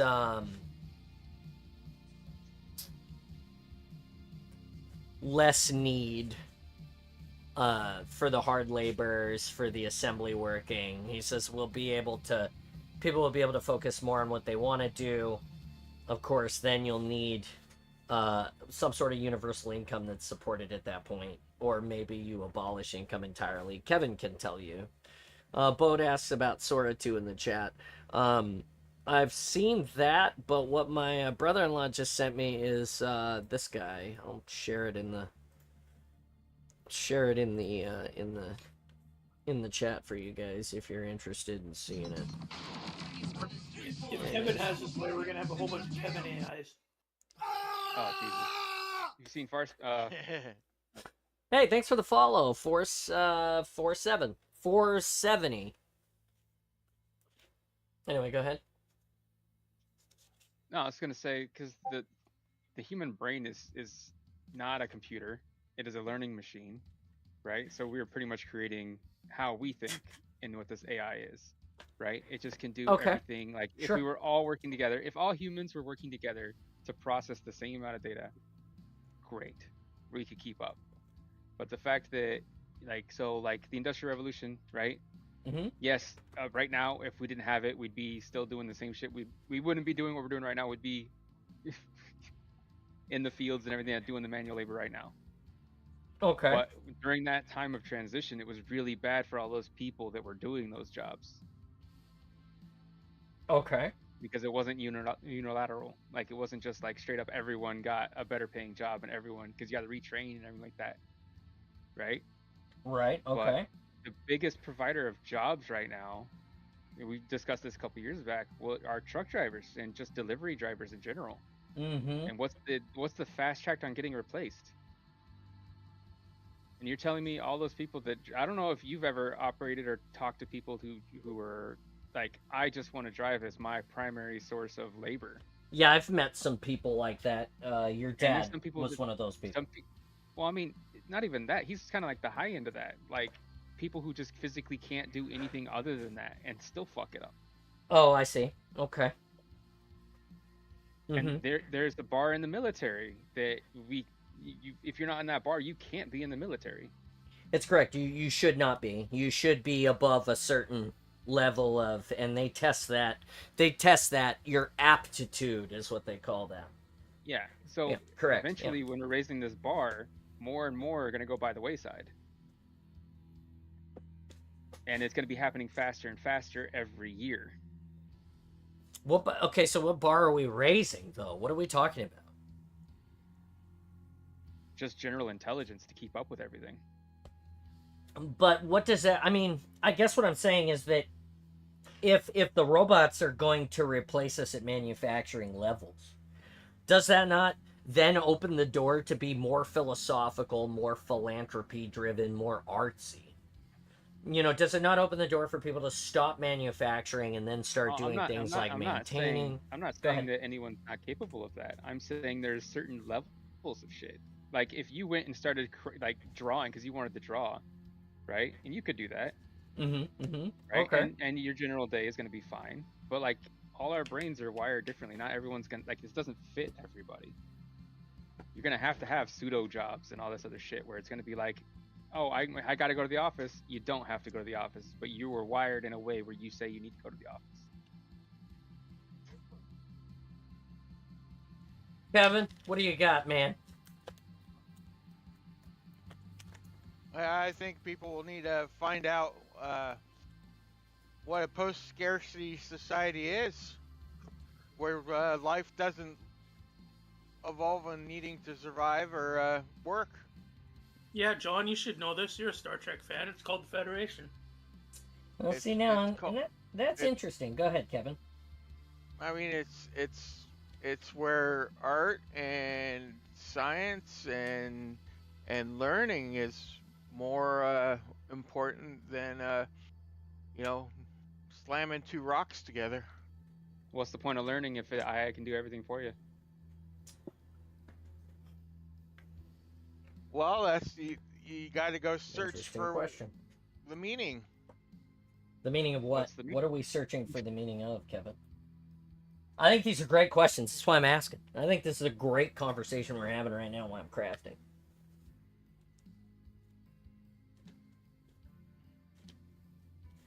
Oh my Jesus, that's gonna be fucking wow. In the words of Owen Wilson, wow. My biggest thing is that every generation is more and more reliant on what we're creating. Okay. Right? There's gonna Yep. be a point. Like, have you ever seen those end of days movies and stuff like that, where everything's the shit? People don't like. Well, fucking like, where they find a VHS and they don't know what the fuck it is. Like right now, you could give a kid a VCR, they don't know what the fuck that is, right? But we're Yeah, literally okay. like, if everything goes off right now, right? To reboot humanity, you need all that time to reboot humanity once everything goes to shit. Like some of those sci-fi shows where the power is all gone and like only a few old people even know like how to make any power beyond that. Like the whole grid is dead, and it's like Yep. people are like living in the woods and they're like, "How'd you get power?" And it's like some old guy that was like clearly he's like 50 years old, and he's like, "Well, I just made a hydroelectric thing and put it on this generator here, and we have power." And they're like, "Oh my god," you know? Yes. Old lemon batteries, the acidic ones. That's interesting. Where you think it's heading is interesting. It's more of a search for knowledge and expanding our what it means to be human when we get rid of the need to slave away to just exist.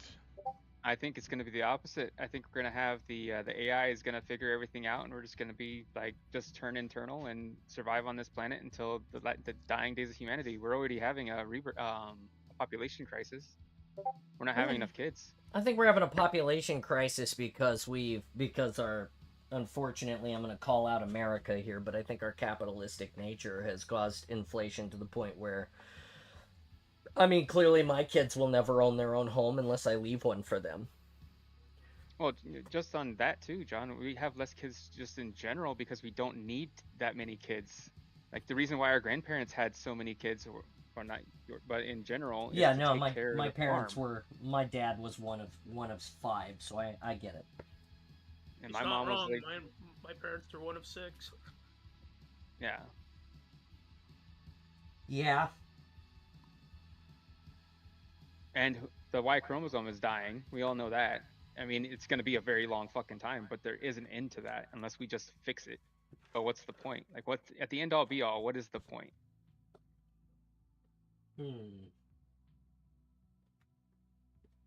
How long should a human life? How long should human existence be? All right, Especially if so we can't find anybody else. Like, if we're the only ones in the universe to have intelligence, barring artificial, right? Is that the only reason why we exist?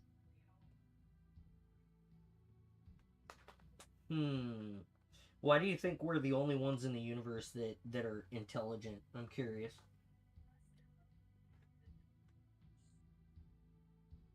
Like, where do you? I'm just wondering. So, like, if you're if there's a Christian person, the Bible says that we're here, and the earth and the heavens are all here for us, and that's it. But science, a scientist, a person that listens to the things that humanity has discovered, I believe, would say there is a possibility. There's even an equation for intelligent life in the universe beyond us. A mathematical equation that almost guarantees that there is some other intelligent life. I mean, there's a somewhere. mathematical equation that you could randomly be teleported to Mars tomorrow when you're in your sleep. That's fair. I'm not saying that it's not like there's a probability that it could exist, but we've discovered planets in systems where everything is exactly like our planet basically. Right. And it's still no signs, no nothing. Like, yes, we could see some bacteria and shit like that, but the actual jump, like the jump from to us, is insane. We haven't seen any bacteria. Not yet. I thought we found. That's not- I thought we found the remnants of bacteria on Mars. I thought that was a thing. We found fossilized bacteria. Is what I thought. No, they think they could. It has signs of it, but no one's came out and said yes, definitively. I don't know. The whole AI thing and robotics and all that is just. I know James Cameron thinks that it's. Is AI alive or not? Eventually, are they people? I think the whole James Cameron point of view. They asked him, and he said, "I showed you in the '80s what's going to happen," and I thought that was interesting. And no, they're not people. They're simulated emotions. They play on our. How do we know? How do we know that? What identifies humanity? What identifies the definition of humanity? Like, what really? So what happens when we get Mr. Data in real life? How do we treat that person who may be, is it a person? Is he a man? No. He's not a man, but is he a sentient being? Probably yes. Well, like we know that like animals and stuff like that feel pain and they miss everybody and stuff like that, and we have certain things that we attribute to them in taking care of them, but they are not human beings. But are they sentient beings? That's the whole thing. It's right. Not if they're human beings, if they're sentient beings. Yes. Yeah. That's That's more aptly the question. I just, maybe I asked it not great. I mean, There's an entire chunk of foot right there. the whole thing about AI too is that I mean, you're talking again Star Trek, but it's probably to the point that we see episode or movie number 1 play out. Jimmy, to answer your question, if a single person produces a sentient being, does that mean it was an asexual reproduction? I would say that is immaculate conception. There it is.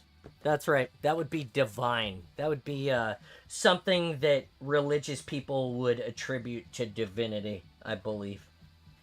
I don't think that, because I mean they're already saying that they can take a cell and they can actually clone it and make a X and a Y from one cell. They can actually split the cells, and then once you have the X and the Y, you could totally just basically Oh yeah, I saw that too. reproduce that, and it's yeah. I think, John, you should start a new kind of paranormal science podcast. Make big money. You think so? Sure. Put Oh. Kevin on as a host and the other guy, and you're all good. I Kevin, think AI Kevin, will, and the other guy. I think the eventuality of AI is that it will join with us, or we will join with it. We're not going to be the Great Borg, conclusion. Kevin. Yeah, if you're so No, lucky, man. it's not gonna gonna be happen. it's gonna be like the V'ger thing in Star Trek. So the beginning of Motion the Borg. Picture. So the beginning of the Borg. Yeah, that's terrible. That sounds terrible. Like, you understand it. So in Star Trek lore, you could be one of me, or you could be one of someone else. But I think that the Star Trek lore, the considered and accepted creation of the Borg, happened in one of two ways. Eager. V'ger is the primary, so we feel like Commander Decker joining with the V'ger probe, which was enhanced by a machine planet of pure intelligence, created the sentience and the computer portion that spawned the Borg. The other one is a Vulcan thing, where because V'ger of- was way beyond the Borg. And the Borg were hundreds of millions of years old, according to Voyager. right. That's right. According to the Queen or anything. Whatever her name was, I can't remember the actress's name. Well- but that Queen. There were so many queens at this point. You know, at a certain technology level, time doesn't exist.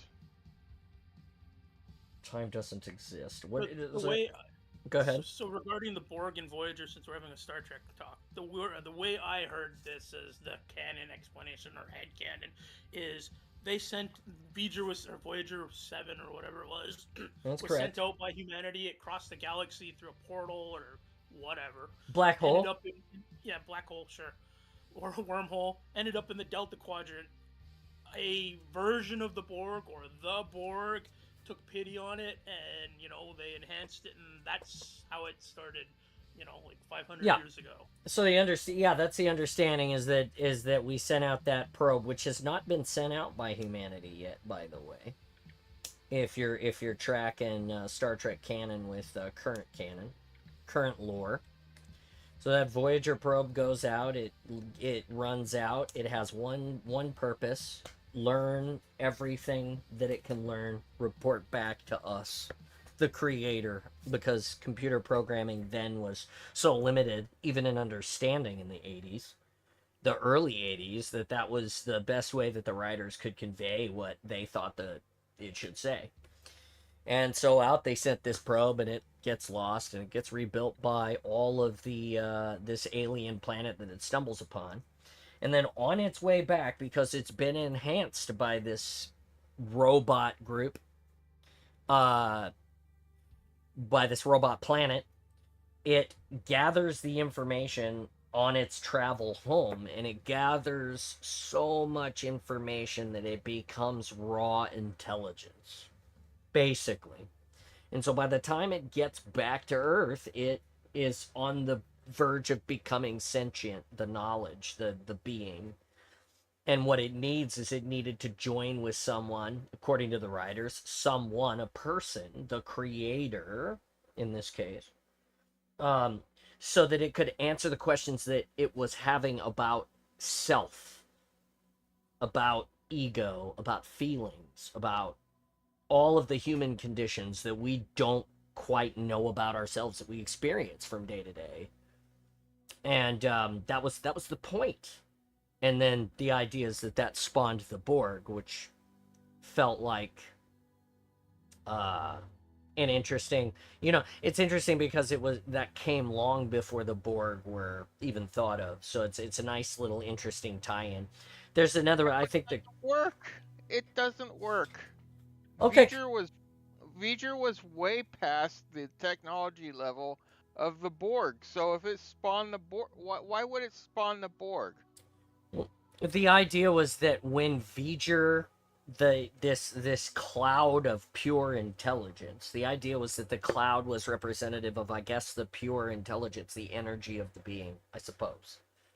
So the idea was that when it joined with Will Decker, that explosion of life at the end was the creation of the Borg, I guess, is what they want you to believe.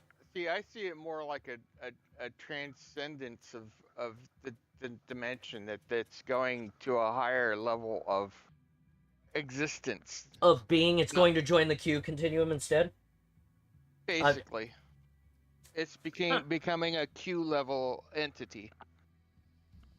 Well, that doesn't really explain then, if you were going to go that way, that doesn't really explain then why the Q are so interested in humanity, why the Q are scared of humanity. John Delancey's character Q actually admits it to Captain Picard that, when he reads Shakespeare to him and he admits that he sees humanity in that light, in its failure but perfect divineness, as it were. And I can't quote the exact line, but Q, in that moment, you see the fear on his face, and he expresses that is why the Q is afraid of humanity, because of how big they could become. I just, you can't basically, it's impossible to, Qs are basically God entities. You can't really translate that into a story. Well, but they did write it, and it is canon. It is. It's just it goes so far beyond what you could explain. Well, and there are so many instances in Star Trek where they use other gods, to explain things too, like the Gorn and the Metronites. And they've recently rehashed that story in Strange New Worlds, if you want to go watch it. Which I think is interesting, because I told my wife it ruined it for me. And she was like, I loved it. And I said, it 100% ruined it for me, because you've again gone in and retconned the Gorn universe in some way. Anyway, go ahead, Laird. Laird was going to say something. Earth to Laird. Oh, he muted himself. So, Oops, sorry. I was just saying, John Delancey, even in later Trek, since we're talking modern Trek, in the final episode of Picard, shows up and says that Picard is one of his favorite children. Picard now is a being that Kevin kind of is describing. He's a organic being that merged with technology and became a semi-organic. He's kind of like a cyborg, wasn't he, at the end there? Because he had he's the rebuilt body with android body, right, with his regular everything else. And I don't think his whole body died. It was just his thought patterns, whatever. It was like his soul, whatever you want to call it, his essence. My wife and I had a conversation this morning. I'm gonna postulate this to you guys. 2 hours into the awesome. Thanks for hanging out, everybody. Still, I'm gonna postulate this to you guys. I talked to my wife about what would happen if you had a clone, like right this minute, like a transporter from Star Trek, let's say, decided to beam you up right now, and it went completely fucked up, and just a second version of you just appeared next to you just now, like exactly the same as you in every single way. Right? And now there's just two of you. And I told my wife how uncomfortable, how afraid I would be of that person. And she looked at me like I was crazy. And I explained to her, I said, you hear people who have experienced me in real life outside of a convention. James is one of these people. My wife's older brother. Kevin has experienced me in the awesome. But people who watch me make mistakes, authentically make mistakes in real life. Like my wife, for instance. The other day I hammered my thumb on the Discord. Anybody who was here for that heard me talk to myself in a way that only my father would have ever talked to me. If that makes any sense to you. My wife is always very, I can't conceptualize, I can't put into words the distaste and the upset that she brings to the table when she hears me chastise myself. Always. Like, I'm my hardest critic by a lot. Always. Imagine now if the clone of myself was more dominant from that perspective of life than the person that you interact with now. It's that whole idea, would you fight with yourself if you were here? Would the other half of you be exactly the same as you? Ha, that's funny. I feel like that John would be worse. I feel like I strive every day to be a good person. Of good character, of good nature, a caring person. I don't think I'm good at it. I try to be humble. I would hate to imagine the person inside that I hold back every day, what that person would be like in the real world to people. And this is assuming that I'm the good one. I could be wrong. Maybe that person would be like a perfect angel and I would just be the fucker. Right? Like... Hey, John, you've seen Multiplicity, right? Yes, no, What? 100%, yeah. I have seen it. Love that fucking movie. Would you put on a public face to yourself? Is what is the question? Or would both of you be honest to yourself? See, and I feel like the public face that I put on is authentic and is me. I feel like I'm this guy. But again, I feel like I'm terrible to myself behind closed doors. Like 100%. No, we're not even talking about the prestige where you've cloned yourself and then killed yourself so that your new self can live on. That's not what we're talking about at all. We're just talking about what if you had a clone of you who talked to you exactly like you talk to yourself. I imagine if there was a clone of me that appeared right now, he would be everything that I keep inside. He'd be like, Or you maybe... have both boots finished instead of Nah, just Yeah. because if he's an exact clone, he wouldn't be any better or evil than what you are. Well, he would one. have... From that exact It moment. would take experience to start straying away to become better or worse than what you are. So it all depends on environment at that point. Let's bring John's Mirror Universe version in. Okay, so here's the argument I have with that, Kevin. There are some things, like 100%, you guys get to hear after hours in the Awesome, for instance. The people who join the Discord, they get to experience after hours in the Awesome, and that is a very authentically different experience than what we get here on the Awesome show.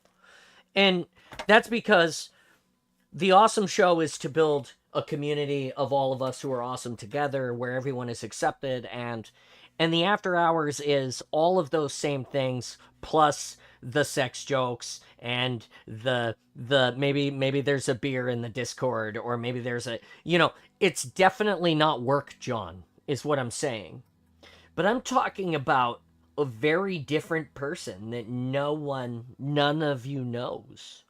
The person that served in the military, that didn't give a shit about anybody but himself. The person that,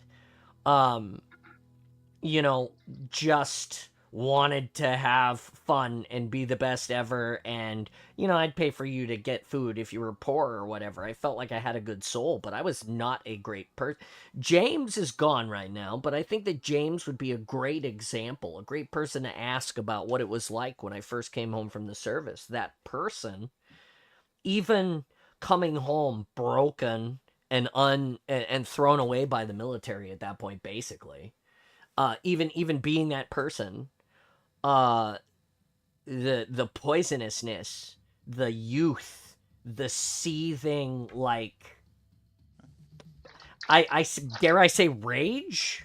I don't know what it was, but it was there and it was different. And time only has softened those edges and created more patience and understanding with people. Understanding of myself as the person that I am now and the person that I was as I've evolved and become a father and a different person. And I think that is like, imagine now you get a version of yourself immediately right now who's been like, I have been this person that has, in my opinion, persevered to be better every day, tried to accept and understand and meet people in the middle, do all of these things. Now imagine you get that very authentic person sitting here, and the chaos in me is like, fuck it, I've done this shit my whole life, and now you're here, so I'm just gonna go fuck off and be terrible. That's what, or more aptly, this is my fear, is not only am I going to be terrible, but I'm not going to fuck off. I'm going to stay at home and cause terrible here with you and all the things that are valuable to you, because fuck you too, John. Like, that's what I'm saying. Some people are self-sabotaging. I don't think that that's me, but imagine if that's you and you get a clone of you today, and all that clone wants to do is just fuck up your shit forever. That's what I'm afraid of. 100%. Hi, Jimmy. You got something to say about this one, buddy? Nope. No? No, I all of my questions are not appropriate for the stream. If I had a clone of myself, I would do things with my clone that we can't talk about for terms of service reasons. You would double Dutch rudder your clone? Positively, dude. I don't know. I don't know. If he wanks me off, is it still masturbation? Nope. But it's me! I would think, as a pair of people, what power you like, share, and wield subscribe. over Go your ahead, keep going, situation. Kevin. I mean, Question: if you have like I could set up alibis. And So you would use your clone to kill people? You'd just be like, I'm gonna go murder this guy, you need to be at the bus station at 9 o'clock. I'm not saying what Okay. what criminality or whatever it would happen, but you could definitely, like, yeah, it would be a scary world. Just Kevin, too, standing in front of the Kroger camera, right at the front entrance for an hour, doing nothing but waving. I was Just there the smiling. whole time, Your Honor. Just smiling at the camera like, hi. They'd be like, why is he uncomfortably smiling into the camera? The thing is, a clone isn't actually any different from just like a twin, essentially. So John said a all of transfer those- accident that made an exact copy of you. Exact copy of you right now. All of the knowledge and everything that you possess up to this point. Everything. It's like Thomas Riker from Star Trek. He got left on a planet for 7 years, alone, cut off because of the weather from Starfleet and everyone else. And they only found him because they came back to recover the data core 7 years later when the storm subsided enough for them to beam in for 36 hours. And they find, oh shit, William Riker has a transporter clone, and he's survived here for 7 years, and we didn't know. Well, we feel kind of shitty. But the problem is that William Riker is on the ship as the commander, and as far as he's concerned, he got back from the mission and he's fine. And so now you've got two Rikers of the same. At that point in time, they were the same. Obviously, they spent 7 years apart, and then the way he was treated when he came back to Starfleet, because he was obviously the clone. I mean, I don't know if he was. I would contend that the original William Riker got left on the planet, and that's why he was so upset. While the clone is the guy that actually survived. Yes. I Yes. would say that. I mean, That's I'm not gonna get into the whole rabbit hole of like transporter clones because like they don't make sense. But in, that's like, what the the way conversation we're transporters having. That's what the conversation we're having right now, though, Ben, is what happened Yeah, but if I'm you talking immediately had a specifically clone. about the transporter clone, not the actual situation. But like in that situation, I would say both of them are different people, and both of them are the real one. Okay, but I'm telling you that in my situation that we're talking about on the Awesome right now, the conversation we're having is what if you were immediately cloned right now next to you, and it was exactly you. Everything that you've experienced up until now, right now. But because you have free will and because we're chaotic beings, that person is the very worst of you. Or maybe that person is the very best of you. You don't get to choose. They're just here now. I mean, what now? Are they like the same or are they like different? Just, it's you. You're staring in the mirror at yourself right now. Everything that you are. All of your experiences. But instead of a mirror, you're standing in front of an exact replica of you right this second. And I'm telling you, I don't think that that person and I would be friends. Oh, I myself would be friends. I don't think that we would. I'm really certain that that person would be the chaos. But that's assuming that I'm the good person. Immediately doing the Spider-Man meme. Just saying. We're gonna point at each other. First thing. There's two things that would either happen. We'd become soul buddies, or we'd try to kill each other right there on the spot. It's the only two outcomes. Only two outcomes. Well, I thought you said you were. I thought you said you were gonna have him like run some interference so you could do some nefarious things. Like I said, there's two outcomes. If he instantaneous is right Your stream is before me, very quiet. Interesting. it's either we're gonna kill each other or try to kill each other, or we're gonna become best buds and then do fun stuff. Gotcha. Here's a good question. You have your clone, and let's say you haven't killed each other, and you're both whatever. Would you expect your clone to give you a kidney if you had a complication they didn't? Ooh. And see, this is autonomy, right? Oh. So that's like the island now. Yeah, well, thank you. You're at the island. I mean, I think that would also go both ways. Let me I shut mean, up, bro. One of my earbuds just died. Okay, no worries, buddy. Go ahead, Ben. I'd say the clone deserves a kidney, just like I do. It deserves a clone's kidney, because like. But this is the problem. We It's are your both- kidney. Is it your kidney or is it the clone's kidney? I would So the- see it more as we are both the same person, and But I'm in my personal view of like philosophy and stuff. I think I am obligated to save a life if I can, which the clone definitely would be. But that's the whole argument, is once the clone exists apart from you, it is a completely different person. So what you believe that you tell me you believe and what you believe in your head may not be the same thing. That's what I'm saying. That every person has the quiet part. What if the person that becomes your clone is all of the quiet things?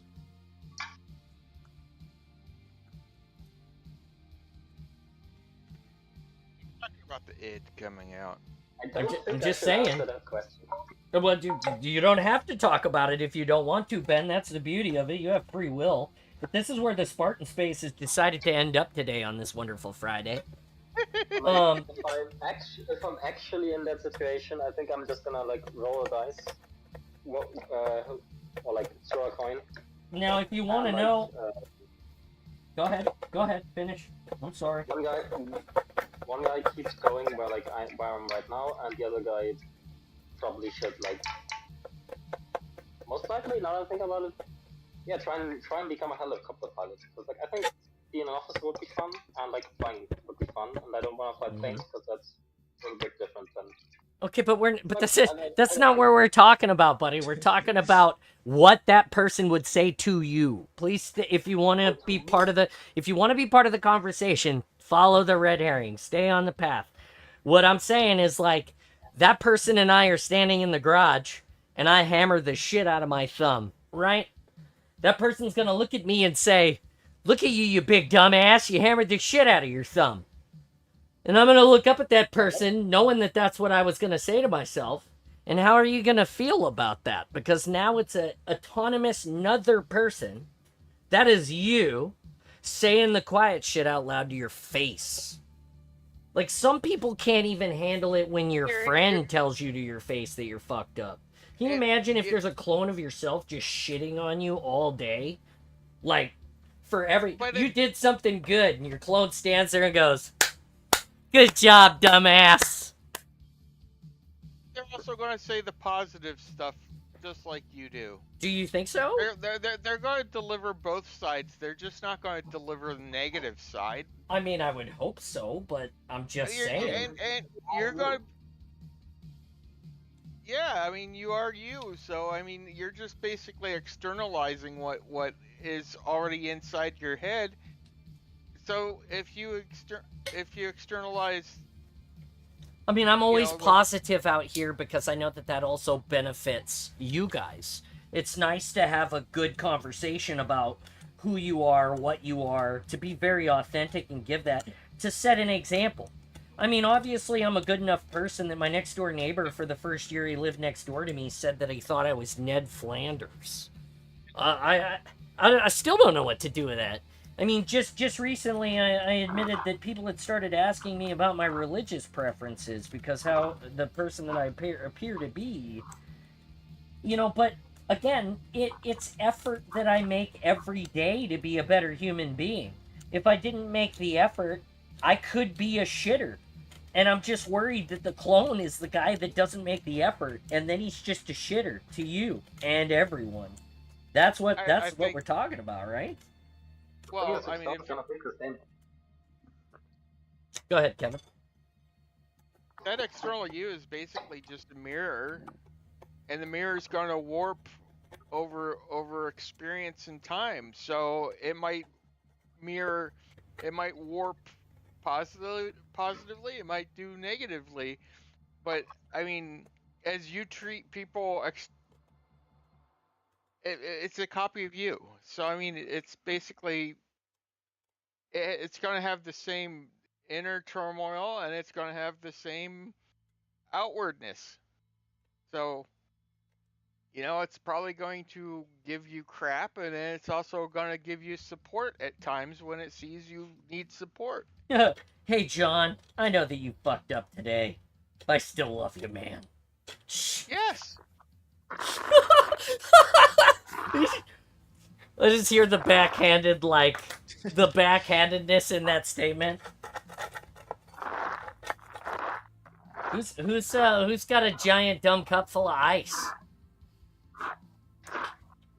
What are you doing, Ben? Are you digging a mass grave? What's going on over there? Something. Sounds like he's walking on gravel.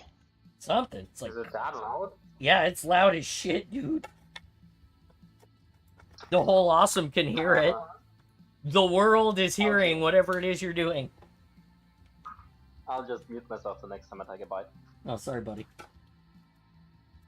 Yeah, I don't know. That's, anybody else got any? And Jimmy, I will talk to you about the rest of your questions off of the awesome. Like, but it's interesting. My wife and I both had some very interesting questions for ourselves. You just don't know, man. You don't know. I don't know. I don't know if I'd want to have a copy of myself. That's what I'm saying.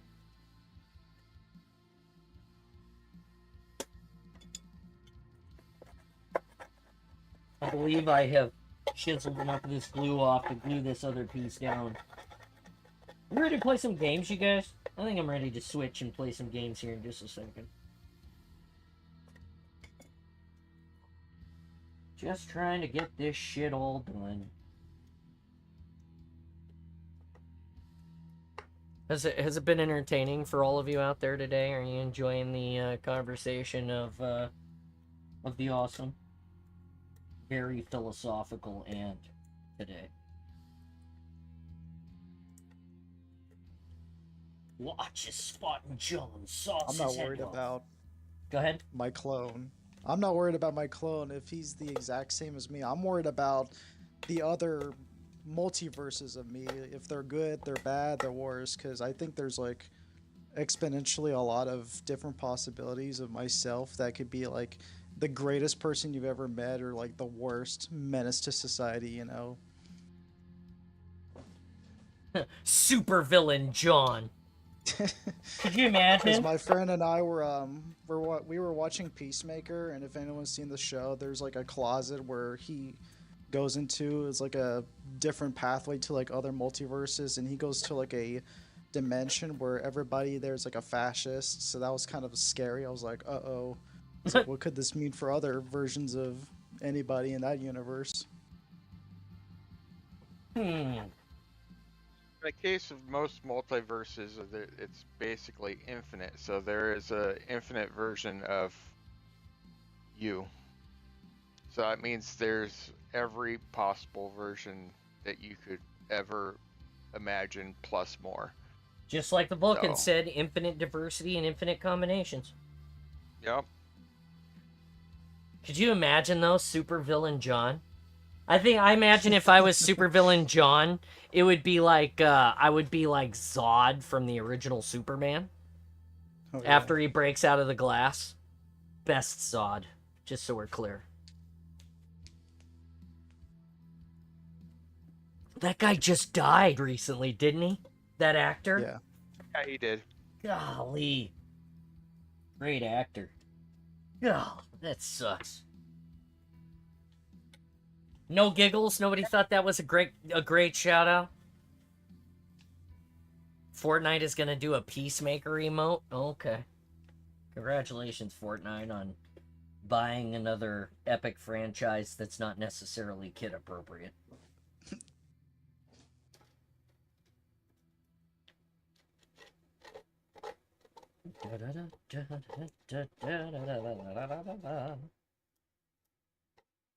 You guys ready for Christmas?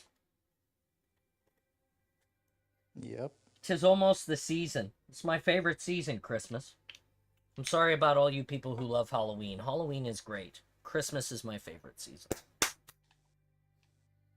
You want to know why Christmas is my favorite season? Because I get to give things to people and make people like happy and they feel like they're wanted and recognized. And it's really nice to look at someone or talk to someone who's your friend and tell them that you see them and that you understand them and that they can feel accepted and like they could be themselves.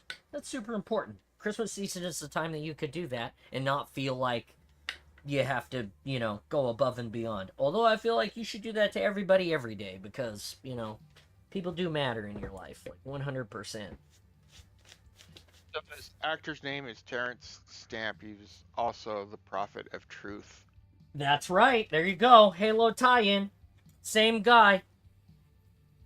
Guy's so And he cool. voiced Mankar Cameron from Elder Scrolls 4 Oblivion.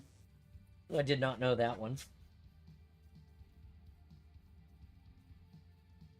Yeah, he actually got to say kneel before Todd because Todd Howard wanted him to say Kneel that instead before of Zod. I was like, wow, you freaking nerd. I love it. So good. I saw, I can neither confirm nor deny, but I saw on the Game Expo website that Mr. Dodabo is coming to GameX this year. Kevin? Yes. That is cool. I'm gonna go, I just now realized I forgot to unmute. yep, that's true. You were on mute. And that Oh, I might forgot to be. unmute. What's up, Laird? I was gonna say we might pop down for that one. Oh, you guys might come up for that one? Down. Down? Oh, yeah, down, because you're above. You're north. That's right. My bad. Sorry, buddy. And update. We're bigger and we're on top. Did you say map update? Is that what you said? It said old man update. Old man update. Oh, Yeah, your brain internet is a little slow. yeah, I understand. I'm having some issues. It seems since I Download turned 43, I need to get checked out. Apparently. You only turned 29. It's just like your 20-something anniversary of it. That's what somebody tried to tell me the other day, but I'm one of those guys who just doesn't mind owning the reality. The reality is, I turned 43, which is old as fuck. I get it. It's okay. We'll be alright. God, I wish I had been smarter about this. I would have blunted this toe and then cut a piece of this and glued it at an angle. You know, you could just like turn this into a making old man safety slippers, because that's kind of what it looks like you're doing. Old Spartan John makes old man safety Mjolnir. This is non-skid, so you could cook in the kitchen in your armor. I was gonna say it just looks like giant safety slippers, like hard steel-toed safety slippers.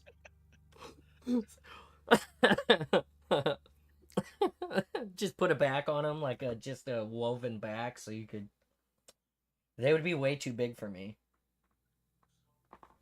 Company is going to start producing cybernetic tails for elderly. Are they gonna put them on Spartan armors too? Cybernetic tails for the elderly. Are they gonna put them where some furries put the tails? Yeah, how exactly are they gonna wear these cybernetic tails, Kevin? You strap them on around your waist. It sounds like an adult toy. Strap it on around your waist, he says. Adult entertainment toy. So a big thing with elderly are their balance and falling, and when they fall and break something, then it goes downhill. I've also been watching the Life Alert commercials my entire life. Help! I've fallen. Sorry. They're planning on selling cybernetic tails to elderly that can help them walk. Now you can buy the cyber plug. Sorry, my bad. Because the tail counterbalances uneven walk, so old people just insert the cyber plug, and it stabilizes you all day with the rod and pair of caster wheels attached to the bottom.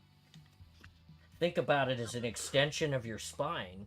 Just insert into, well, I'm not gonna tell you. Why do that? Just get that thing from Back to the Future 2, where you can anti-grab, flip upside down. I'm just saying, with the technology we have, right? That's the only way, because you can't. But I mean, I guess you could wear it like underwear. Now your Depends come with wheels too, training wheels. But Depends. I don't know if I'd want undergarments that are called Depends. I'd want for sures. You're like, these Depends. It depends. They save you depending on if you actually went to the bathroom in your pants or not. So I said I would rather have for sures. John, you're a pilot, right? Yep. You probably that's have true. some experience wearing adult diapers. Negative, sir. Negative, sir. Although we did have something called a poopy suit, which basically the same thing. No, I never actually, on the P3 Orion, we had bathrooms, thankfully. So, I didn't have to endure the, forgive me, the shittiness of going in my own pants. Astronauts, the cream of the crop, they use Depends, Yeah, I know that astronauts sometimes do shit in their own britches, but leave it to the Air Force to be the only ones. Water bottle like the Amazon guys? The Amazon guys are not astronauts. So I said, water bottle. Well, that's not true. You saw all those women that Jeff Bezos just sent up to space, and they were 100% astronauts. All of them. Yeah, astronauts. They were like, look at us, we're in space. And I was like, that's not really space. Like, come on. Was it even low Earth orbit? Yeah, basically, that's what it is. It's low Earth or orbit, as far as I understand. I don't even think. No, it wasn't even orbit. It was they. Yeah, they're up there for Literally- like 7 minutes. That's right. I don't even think they make an orbit. They just get up there and float for a minute, and then it's like, we're going down They- now. So they were on They a vomit literally- comet then. They go up and they come down like in the same spot for the most part. I mean, they don't even travel that far. They just, yeah. Vomit comet. It's not even. So you're saying it's not even as good as the rocket ships that we build in the backyard and launch to space? Not quite. I think they went like above the common line, which is generally considered the border of space, which is literally just 100 kilometers in the air, which isn't that much. I mean, 100 kilometers is a long ways. That's Yeah, but like if It's you're like talking about 2 space, not really. it's like 60 something miles, right? It's like 60. It's I want to exact- say it's like it's 68 basically- miles. There's probably test pilots that have gone further than they have. No, you're 100% true. There are test pilots who have gone further than they have. I can guarantee that. The G-force.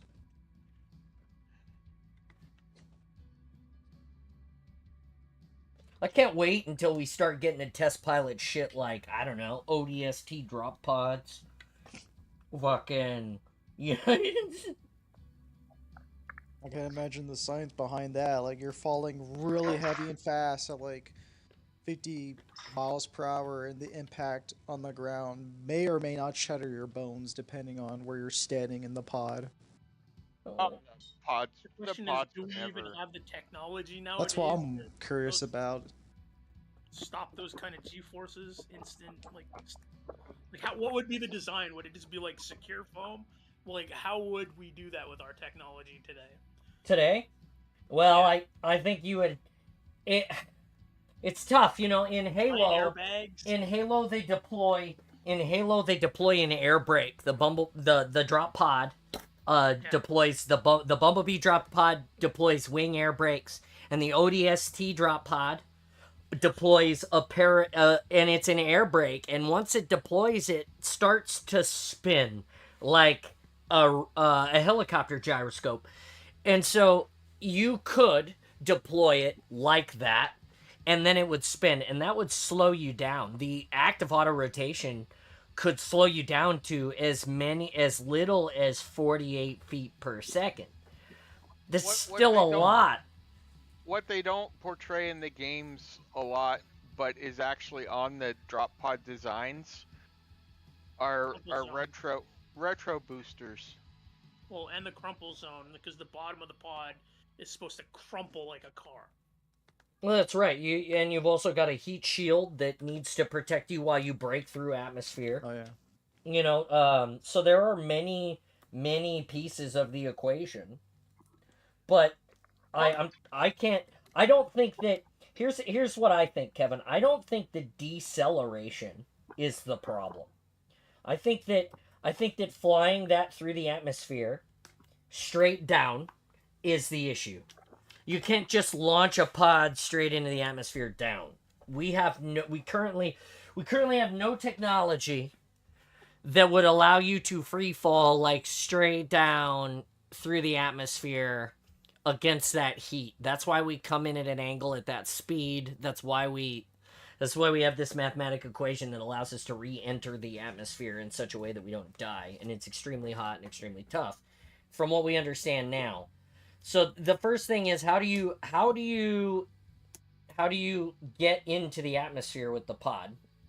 And then once you're able to do that consistently without frying your dudes, then I think that stopping is not really that big of a deal. 67, 68 miles is a long ways to stop. Don't we use the angle to slow down? That's Yes. also part of it, yes. We use the angle at which we enter the atmosphere to slow the craft down to a Feels place like the where... whole thing is being able to enter the atmosphere slower. So basically, from the sounds of it, with our technology level today, if we wanted to land in Seattle, you'd probably have to like eject somewhere over like Ohio or something like that and come in at an angle, That's or even right. further Yep. away, and, That's right. and just kind of like curve it to land like almost like a bullet. Yeah, so what you see in like in Halo when they drop into the atmosphere on New Mombasa or whatever in in ODST, you're watching that. That's not like the ship would have to be in the atmosphere to drop those dudes straight down. It'd have to be like in it'd have to be on the edge of space to drop those dudes straight down, I think. Anywhere else, if you launched from orbit, you'd have to launch them, like I believe Laird said, at a trajectory that's pre-calculated so that they could enter at an angle into the atmosphere. Obviously, and I want to say that's perigee is the type of entry that would be, because it'd be tighter than the Earth's, or tighter than the Earth's curvature, but still curved because you have to get through the atmosphere and slow down before you can begin your descent. And then I think it's very reasonable at that point to deploy some sort of foil similar to like what the drop pods have that could spin, generate electronics, give you all the power that the things inside of your pod need to operate appropriately, because you don't want to put a battery on that. You want it to be as light as possible, as strong as possible, and efficient as possible. And I think once you get close to the ground, the current Mars lander has giant inflatable balls, like 30 or 40 of them, that just like airbags, and then it just tumbles like this, and they pop. That's funny, isn't it, Jimmy?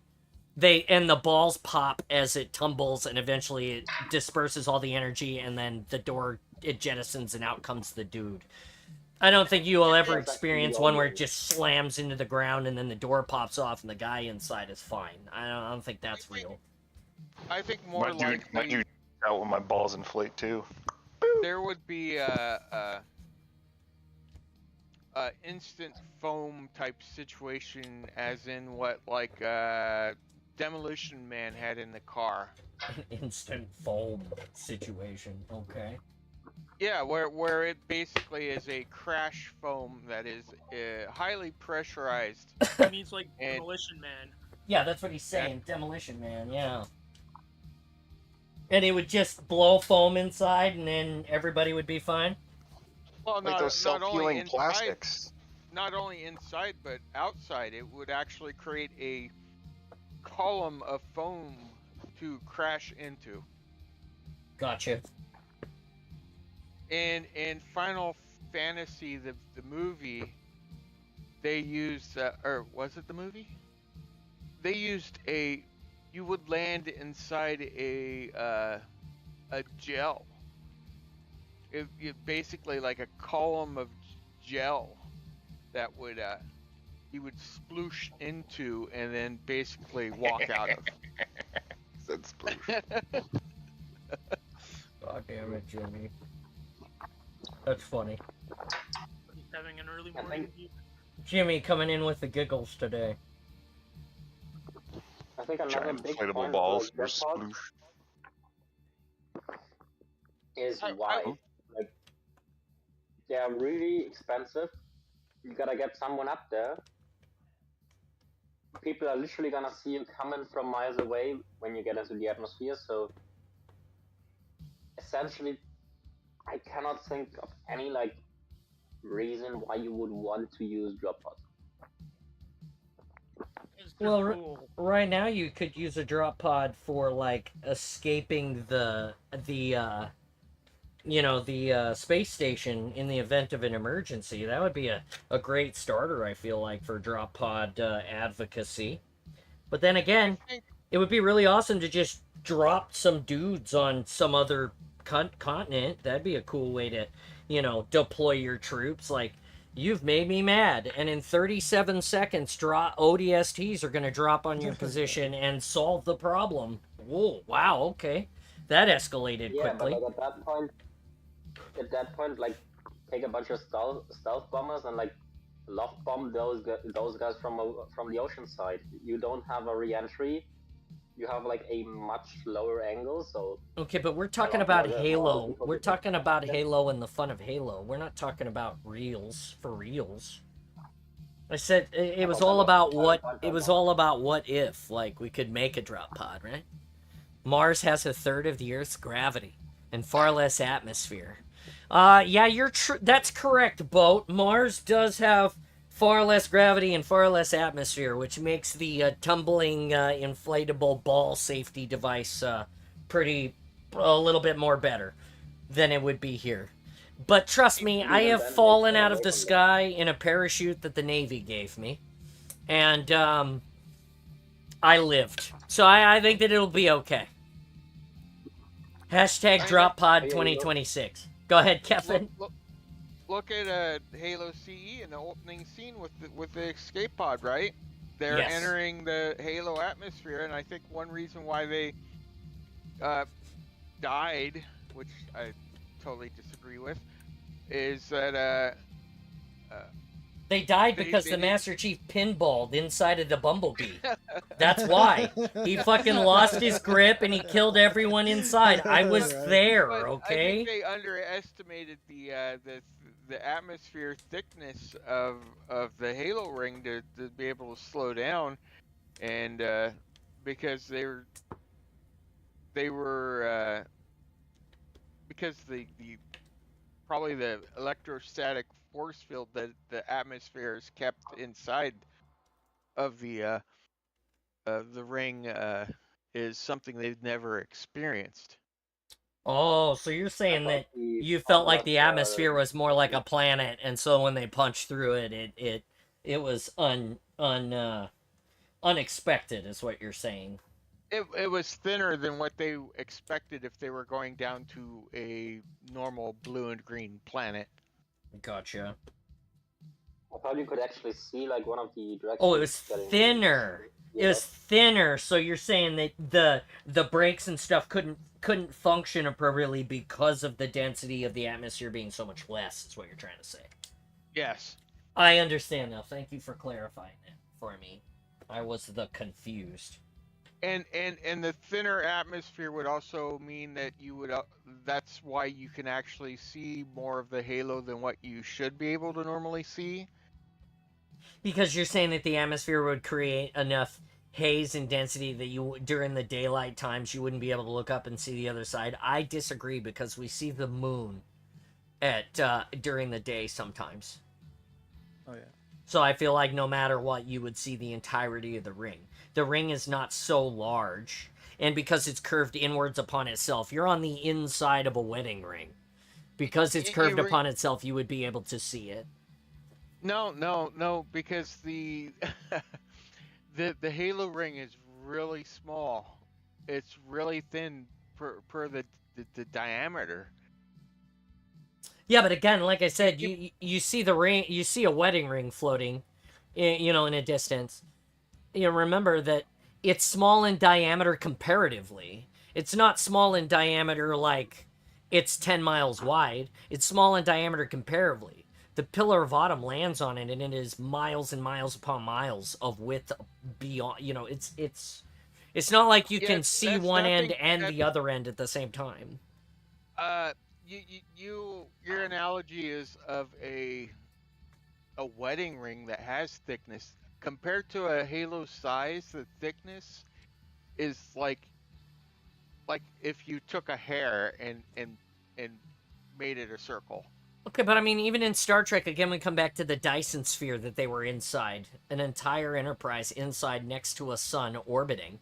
And they could see inside the inside of the Dyson sphere if they had gone to the ground, I'm sure. But you shouldn't be able to, actually. Because the sun is too bright? Just like if you're on Onyx, which is the Dyson sphere. Yeah, correct. Halo, right? Yeah, mm-hmm. You could not see the other side of the sphere. Well, I mean, that's as big as a planet, though, on the inside. We don't know how big the inside of that Dyson sphere was, right? We know that the one that the Enterprise flew into was relatively the size of, I think they want to say Jupiter or Saturn or something like this, with a small star inside. So, they gave a measurement of the size of the planet. It was like big enough for them to orbit, but they were worried about, the radiation of the sun inside because they were so close. And they had speculated that the Dyson sphere was abandoned because of the radiation from the sun inside. So I don't know. I don't know how big it was. I know they gave a number.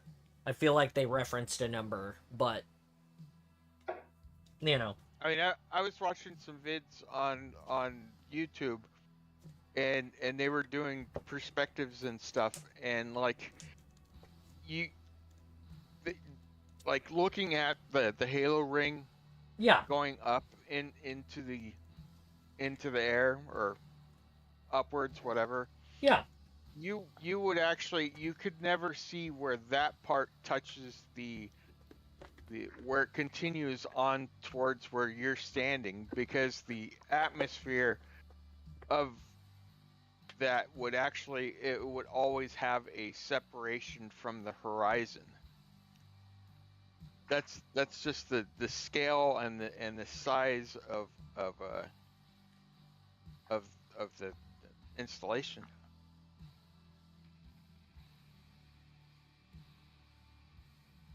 So you don't feel like you would see the ring if you're standing on it? You would not see all of it. You might see a shimmering point on in two different directions. See, and and it would be go be ahead. skewed. It would also be skewed the closer you were to standing inside of the ring. If you're closer to one side than the other wall, in between the width, which Halo games really don't portray that very well either, or Halo art. Halo games don't portray. Okay, give me that one more time, Kevin. I missed the. I was trying to fix something. Give me that one more time. I want to understand So what you're there's trying to say. literally in between all the living space on the inside of a Halo ring. Yeah.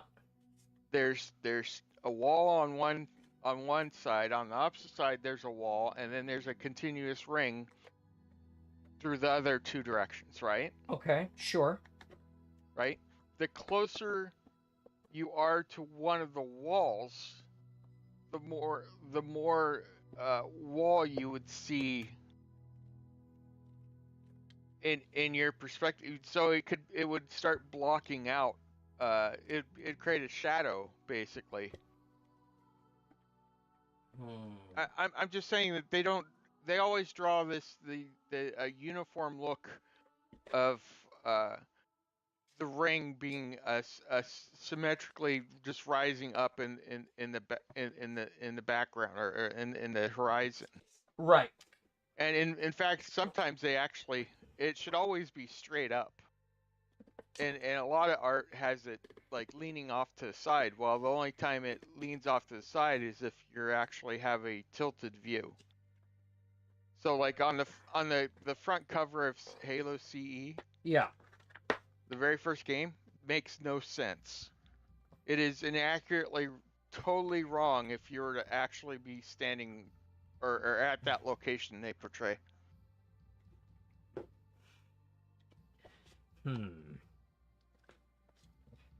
Give that to me 'Cause at the very beginning of CE. Give it to me again. No, Tell me no, again. no. On the front cover of Halo CE. Okay. The very first cover of the Halo game. Yeah. I'm listening. Right?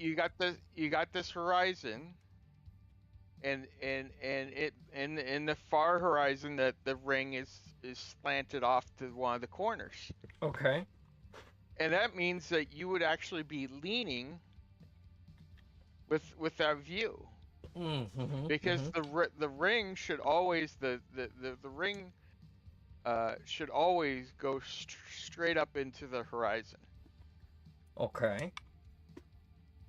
And they do that because it's more artistically pleasing to have it angled off. It creates a dynamic effect of just visually how images are. But anytime they do that, they are totally not correct. Sure. Okay. In reality. Right. I'm listening to you. Perfect. We're equal and equal. Okay. Our two boots look pretty good. Oh. I just have to glue this in and we'll be done. Just give me a sec. Okay. So So let me see. You're saying in CE it's wrong. The cover. Yeah. Okay. But you're saying that what it looks like in the game is also wrong. Am I understanding that? If it's not going straight up, then it would be Okay. incorrect. Yes. Okay. Nice sense. I Yeah, think let's get it it's going straight up in the game, in the actual game. Okay. Can anybody remember? I'm gonna Speak look up. at Infinite Campaign right now. Actually, I'm gonna load it in and look at it before we start playing because I'm just waiting for this to glue. I'm gonna glue this last piece in, and we'll be done with crafting for. Well, I mean, I'll have some paint spots to fix for the suit, but we'll be done with crafting basically. We'll be done crafting the suit entirely after this. This is the end. This is the fix the boot, and then I don't have to work on it again because it's ready to wear. I mean, I'll have to paint these pads, but beyond that, Yeah, in the original Halo, the ring is going straight up like it should be in the game. in the game. Okay.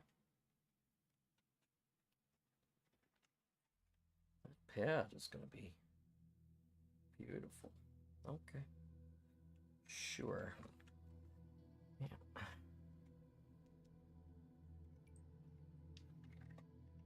Alright, so you guys can see how this works. The toe cover comes off, the shoelace cover comes off, the boot comes out of the shoe. The boot comes out of the boots, and it's hard sometimes to get your foot out of that motherfucker too. I wish I had had two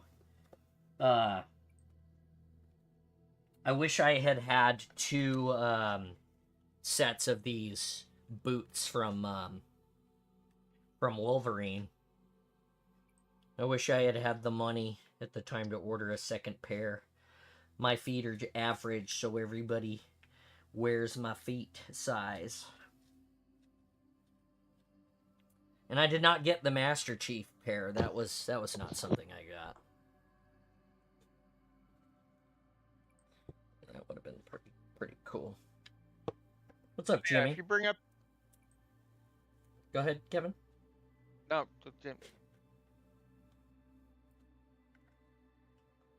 If you bring up the CE cover.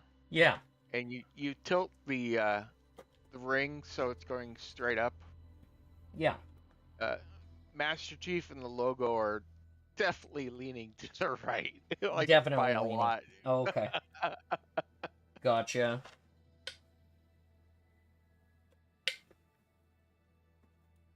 There we go. I just have to carve these two little lips here on the inside of the boot so that they match like on the other boot. And we're done with shoes.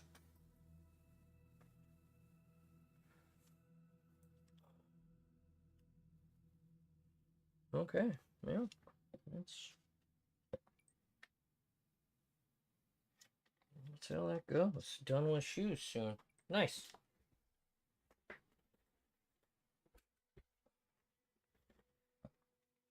Talking to some of the people that did size comparisons and some of the stuff kind of like UU does. Yeah. And because I wanted to print or recreate a Halo ring model, and I was told that if a Halo ring, if the width of it, the thickness was half an inch, Mm-hmm. that I would need a 6-foot diameter creation to make it scaled correctly. Okay. For the width versus the diameter. Okay. Yeah. Sure. All right. That tells you how skinny it is compared to the size, the diameter of it. Right. And half inch compared to 6 feet is huge. The girth, if you will. The girth, yeah. Okay. Yeah. All right. What do you think, Jimmy? See that, buddy? What do you think of that?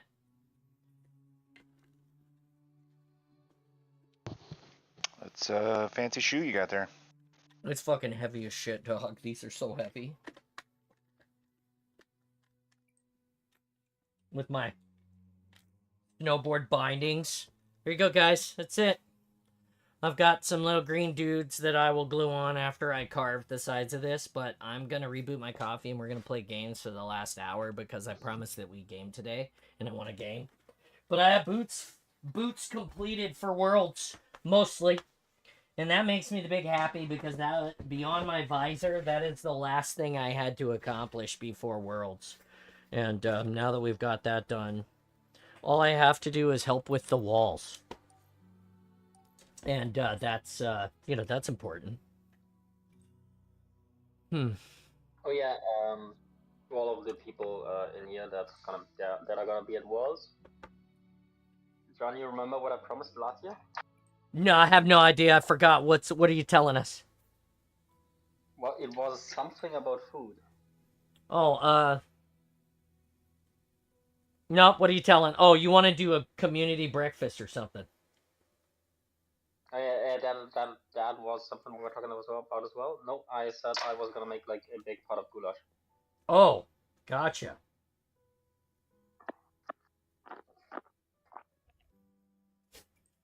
I'm gonna look at the ring real quick, Kevin. While we're looking at the ring, I'm gonna go and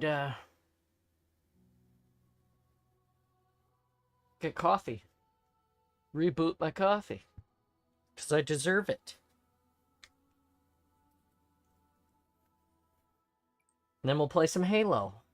Thanks for spending the day with me, you guys. Thanks for just hanging out in the Discord and chat. We got Woods here with us today, too. I didn't shout him out yet. Coffee. That's right. Hey, Fox. How you doing, kid? Sure. Yeah, no, it's always nice to have people hanging out and being part of the awesome. I love you guys participating. It makes my day a lot easier. It makes my day a lot easier than the days when I'm sitting here staring at a screen alone. Nobody's watching. Kid, yeah, you're such a young one. I mean, I just turned 43. I'm looking at you youthfully from aged eyes, remember. One year more aged now. Jesus, could this take any longer to load? Like, Crusty. holy fuck balls. Kevin is dying on the other side of the Discord right now. It's taking so long. What? What? What? Huh? I was just talking about you you losing your battle with the sun slowly while Halo refuses to load. It was a joke. Ah. I'm in the game. I've been playing. No, I'm talking about my game, Kevin. All right, so let's see here. Oh, I have grapple shot. Okay, let's see. Look at the spire. Wow, look at the spire. New. It's so big. Different. That's not what she said. And you're sure It's evolved and different, It's not like the a last new one. spire. Coordinating Okay, here we go. operations. So, can you shut it down? clearly the ring is broken. We just Here is need the to ring. look for a door. It is still broken. Unfortunately, there are clouds here, which are making my job a lot harder, but we're going to turn around. Okay, Kevin, so according... Oh, is that it? No, that's another ship. Stupid spire. Whee! God damn it! Alright, we're gonna have to, like... How do we fast travel? I can't remember. Never mind, I figured it out. Let's go over... Yeah, that's what I'm wondering is, how does the ring still function if, like, I want to say a quarter of it has been blown up? I don't want to say, like, not like a huge chunk of it, but, like, you know, it's very small comparatively. Space magic. Not actually like plot armor. because each section, like, there's many sections of the ring, right? So each section is like its own ship. So I mean, because like they were in one of the books or one of the stories, Guilty Spark was wasting time just blowing off sections of the ring and re-collaborate or reforming it. the innards. He was just space like part of the ring We should search the area under the the spire. There should be a way in. environment, and then have sentinels come back and reform that section of the land masses. It's also a reason why the ODST movie, the live action with Locke, Oh yeah, Nightfall. Nightfall. That's part of the ring that when the ring exploded, that part of the ring actually, I believe, emergency hyper jumped, or it basically slip spaced. Interesting. That's another. Yeah, we That's read another- that right in the book just now that the ring transported itself after the Infinity showed up. So we don't know where the Infinity really is. It may not even be on the ring crashed. But I think when the installation 4 explodes, that's what the movie goes to. One of the pieces that was from the fourth installation. Gotcha. And that's also another reason why it still can have atmosphere and stuff, is because it's basically kind of like its own. Each part of the ring is its own like spaceship that maintains itself, but it was obviously failing at some points and creating the situation that. Owning IDs today. That's awesome. Yeah, I'm listening, Kevin. It wasn't maintaining itself fully to be able to survive rotating and creating that heat problem. The Forerunners are very good at redundant systems. I don't know.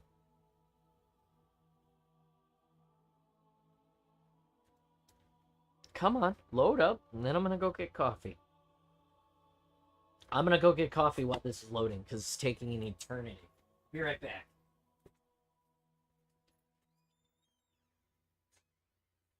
I know you guys don't have it yet. I don't think. Oh, you do. Yeah. Be right back.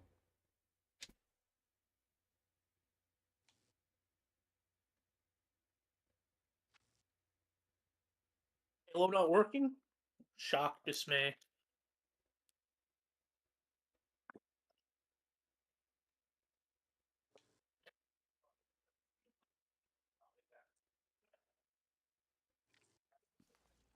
Let's get out there, Chief.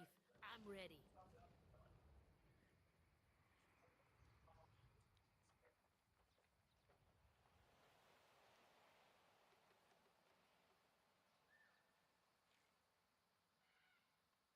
Does anybody know if John is using an Xbox or a PC? Easy. Oof, that pop in. Oof. Sorry. No, it's Never okay. mind. I was just like I'm watching the stream and it's like, whoa, the pop in on that. I wonder if he's running a SSD or a hard drive. Running an SSD. Why? Well, the stream, it's like the either infinite or I was just wondering if it was your hardware, because the graphic pop in was just like it looked like the textures were loading in, like you hadn't played the game in a long time, like they weren't in memory almost. 100% haven't played Okay. campaign in eternity, and you can Sure, see so it. The shaders probably hadn't unpacked yet. Yeah, you can see it. I think it's crazy that it just loaded me into death immediately. Like, that's how long it's been since I played, is that it was like, as soon as it loaded me into a game, I got killed to death. Like, I was not even back from the, standing here getting shot already. Yeah, see, it does take a second. It's been... Like, now that you've loaded in, there's no pop in, like, on the vegetation. Like, it was loading textures or whatever. Gotcha. Okay, so... Yeah, Kevin, so you can see it all here.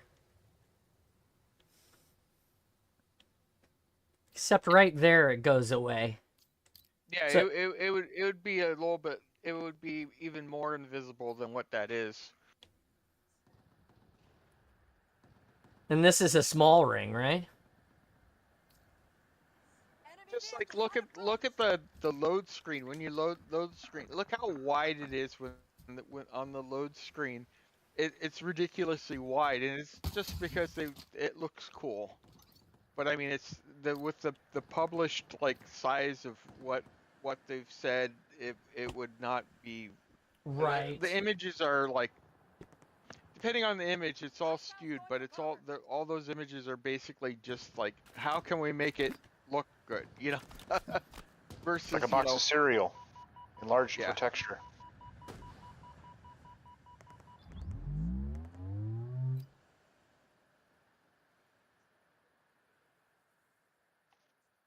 Still here. I just had to step out for a minute. Gibbs dug a big asshole at the bottom of the stairs. Like the main menu, the ring, you know, the picture, the image of the ring that's there and it's broken, right? The background image, but it's not that wide compared to its diameter at all.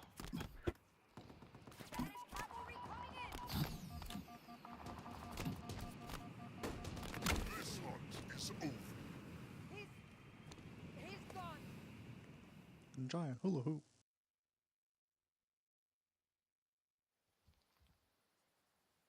In the reboot, Sergeant Johnson's gonna be he's gonna be who you play, not Master Chief. Master Chief's gonna be the side character. Johnson. You It'd be know, awesome to have Johnson missions. you know, I'm not gonna Maybe lie to you. explain how he got off. It's pretty epic in Fireteam Raven where you're playing and the Master Chief shows up for 5 seconds. Oh yeah. And he's like pretty huge and awesome and like saving the day for half of a second. What? He John Like Woo's several that times, blood. doesn't he? Yeah, you see him like I think you see him like 3 or 4 times you see him in the game. Like one time when you're fighting, you've got, I can't remember if you're vehicled at that point or something, and your vehicle like Warthog tips over and you're out. And next thing you know, he like shows up from the rocks like out of nowhere and like picks one of your dudes up and throws him to safety and then kills a bunch of dudes and all. And you're like, oh my god, it's the Chief. They don't say shit in the game about it, you know, but you're like, oh my god, and then off he fucks. A couple of times. It's pretty cool. Did you get as far as when he John Wicks the Flood with the shotgun? Yeah. No, I beat the game with my son, you know, but I couldn't get the stupid achievement thing to work. That's like the first thing I bitched about. I like scanned it and went to waypoint, but I couldn't get it to interact or anything. Everybody says it's broken. Yeah, I guess you used to be able to get a skin or something for it. A nameplate in MCC. Well.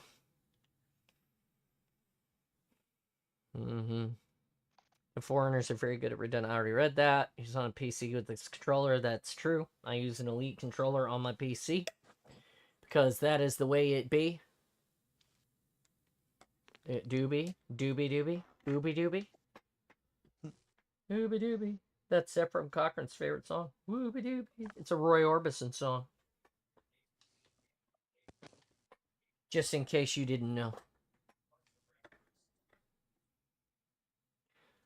I am switching over to the multiplayers. Who's jumping on the Fun V today?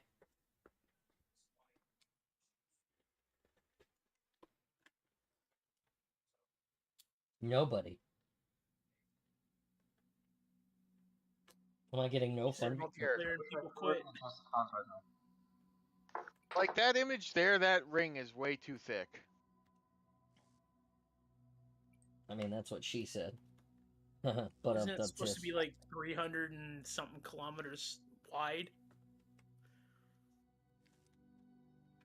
That's a good question. What is the any uwu installation uwu? Tell me about the ring. Oh, great Oracle, tell me about the ring. Supposed to be like 10,000 across and 332 or something across width.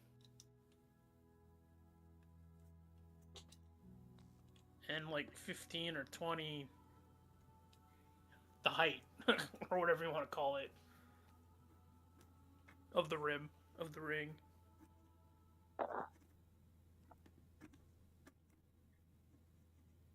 Kevin, what's the measurements of the ring? Off to Halopedia we go. Where is Martin when you need him? Right? I asked him. He didn't populate in the chat. You all heard it. The summoning did not work. So diameter's 10,000, width 318, circumference 31,450. Interior surface area is about 9,985. What is the 200 measurement 200 we're speaking in? kilometers square, or kilometers. roughly the size of Canada, apparently. The interior of the ring is roughly the size of Canada. Yeah, Oh, dang. 9,985, 200 kilometers squared. Jesus. Okay. That's a Are lot. you guys gonna stick around for the stream? The awesome will end, and I don't know what will happen after that, but I'm currently in the lobby, and we're getting ready to play. I have a Jimmy and a Kevin, I'm assuming. I haven't loaded yet. I do, a Jimmy and a Kevin. Why, what's up, Ben? I was just wondering about if after the stream the whole stuff, like the people are gonna stick around, because like if they do, I'll just like shed my uniform and like head to the showers real quick. Mm-hmm. Well, I'm not sure what's going to happen. I can tell you that I will play until the awesome is over, and then I will, as usual, take a baby break. And then I'll be back to watch the baseball game, because that's what's going on tonight. Stretch Okay. for me, Sounds Daddy. good. So, Give So me Blake, a if yeah. you make big it to, if you old make it through, stretch. or not, like John, if you make Yeah, it what's up? through, you know, I don't know who I'm cheering for, Mariners or the Blue Jays, but whoever wins, Yeah. one of my teams will win. Oh, buddy, I'm excited. I heard a Redditor, or not a Redditor, but another social media TikTok creator, I think it might have been Instagram. I can't remember what, to be honest, I can't remember what I was watching this morning. But they're a Toronto Blue Jays fan, and they said that they were excited because it's, we expanded. Our expansion was tied together in 77. Major League Baseball expanded into Toronto and Seattle as an experimental market. And so for You guys are if expansion cousins. that's right. So for us to be able to come to this again, to both reach the postseason on the, what's this, the 77 to now, 49th 48th anniversary of expansion. Is that right? Seems about right. That's quite a big deal. I hope, like the fellow creator, like the fellow content creator, I hope that it's not lost on Major League Baseball and that the two franchises wear their throwback expansion uniforms. As ugly as they are, I have one in the closet and I would wear it in support. I'm sad the Montreal Expos aren't a thing anymore. Me too. The Expos were, that was a, they just, did they move or did they just close? I'm unsure. No, they just closed. Just closed house. They Yeah. or moved them. I don't know if they closed or moved, but yeah, Toronto's the only major team left for Canada.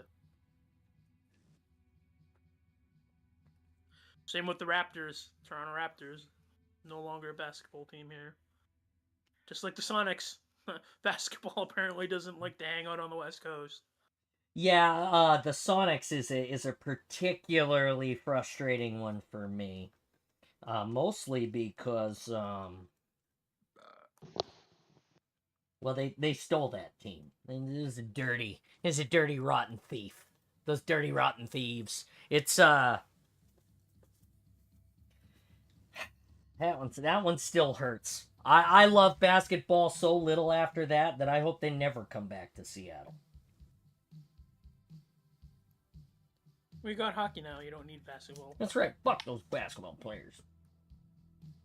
I don't need LeBron or whatever the hell. Nope, none of that. Don't need it. Get it out of here. Although they tell me that they're coming back. The basketball. It's going to come back sooner than later, which whatever. If So, Seattle fans are excited about it and we get a basketball team, then good for them. Yeah, what's up? I'm wondering if you guys will, providing the NHL does this again, because I fucking hate Fanatics. I really wish they hadn't got the NHL jersey contract, but Yeah, what happened? they're Yeah. the only ones that are left.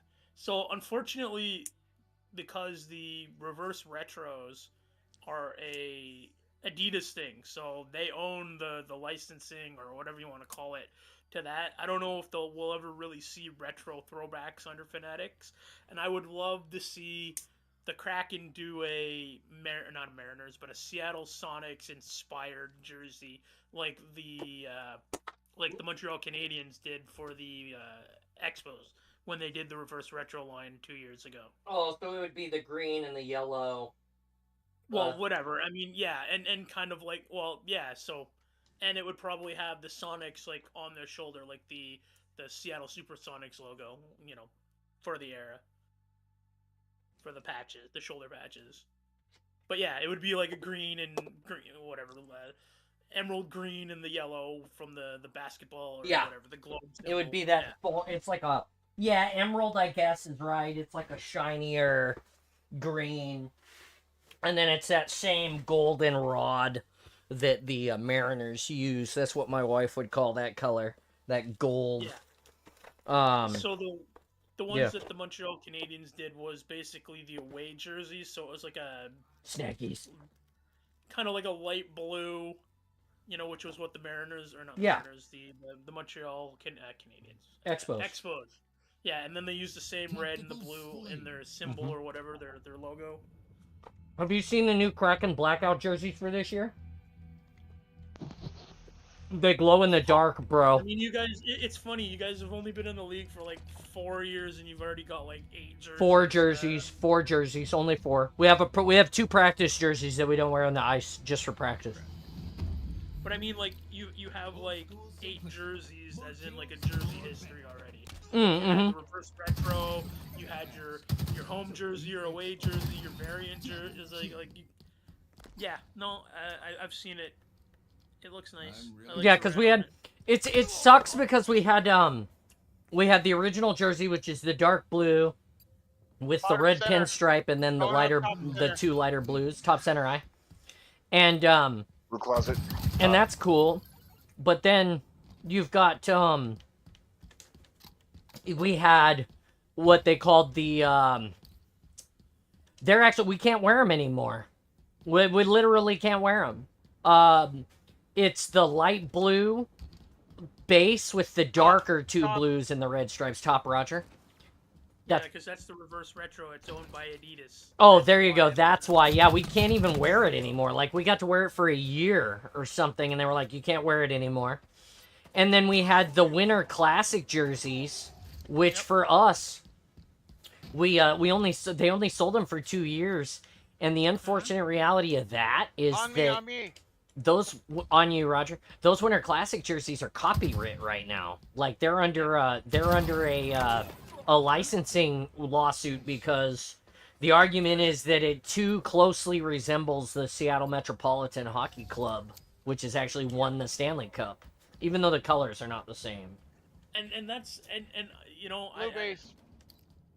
I have a question as a Mariners fan, but I want to ask you objectively this. Sure. If your team yellow corner,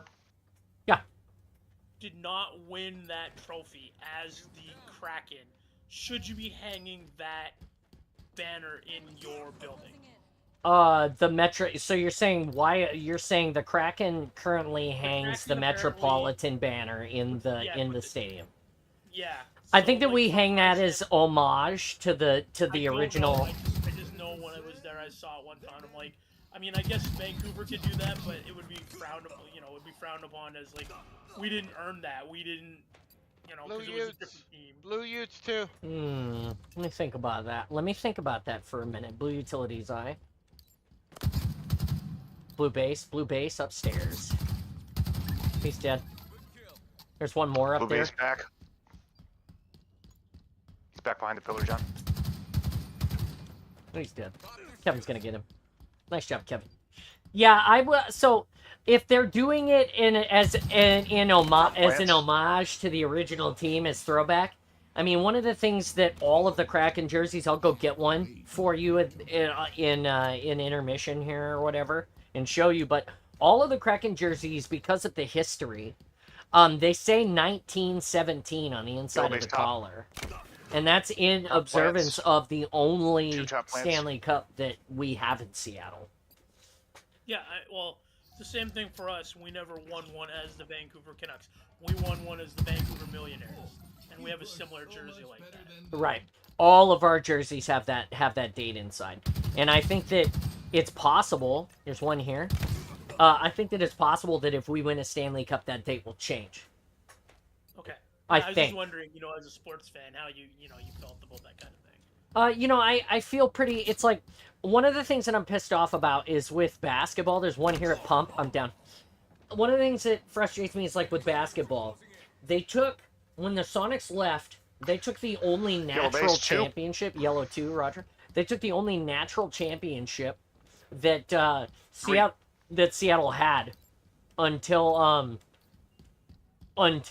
the Seahawks won one. That was professional. Utility. They're traveling Top middle. from yellow, Top middle. yellow to blue. Utilities, Roger. I don't know.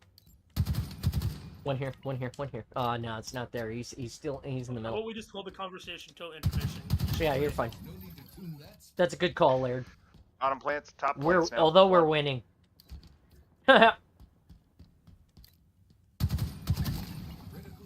One dead.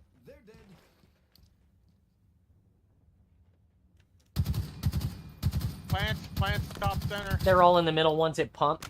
Two there. I missed Blue all base, of those blue shots refridge. like a jackass. One bottom middle. Bottom middle eye. One at Pump. Oh, I owe Krampus an One armor going up down. still, so I'm going to do that right after this, because I forgot. Bottom plant, smooth blue. Bottom of plants, Roger. Planters. No eyes. I'm in yellow utes. Top middle. 2 down. Double kill.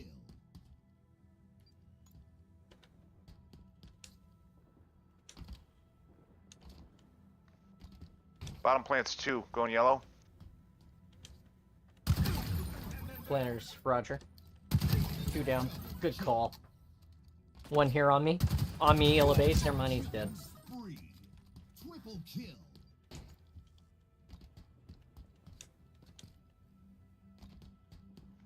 Victory. Nice. Alright, what's your question, Larry? Oh, I was just saying that... What I was saying was, like, the Sonics had the only real championship, not counting the women's basketball team, which has won several, okay? But before the women's basketball team here, the Storm became prevalent and started winning championships, they weren't good either.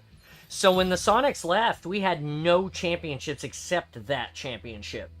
And when they left, they took it with them as part of because they weren't an expansion, they were a team that was relocated. So they took the history of the championship with them. And the NBA told us, they said, well, here's the deal. You can have the championship banner back if you expand from expansion naturally, and then you can have the Sonics again and the same name and all the things. But they said, but if you steal a team from another city, that city, you don't get your banner back. So the team that comes to you, I guess, comes with the banners. If you buy a team with banners. Yeah, you buy it lock, stock, and barrel, basically. Yeah, so it was really interesting, the way that works out, and that so. Again, the city has the banner, I guess, and because it's a city, it's an expansion team of Seattle, then it's kind of okay to have it. I don't know. I mean, it's on the cup and it's Seattle, and we're a Seattle team, so I feel like they should be able to have it. Maybe, I guess. It's kind of similar to when even though the Winnipeg Jets are back as a thing, they were not there for like 15 years. They were sold and they became the Avalanche. So technically, the Avalanche own There are several of their old retro design jerseys, and that's the reason they can't. Winnipeg, even though the Jets are it should be in theory be allowed to use but the IP belongs to the Avalanche, so they can't do certain jerseys that they want to do because those designs are owned because of the history pre to the rebuy and reback in or expansion. Yeah.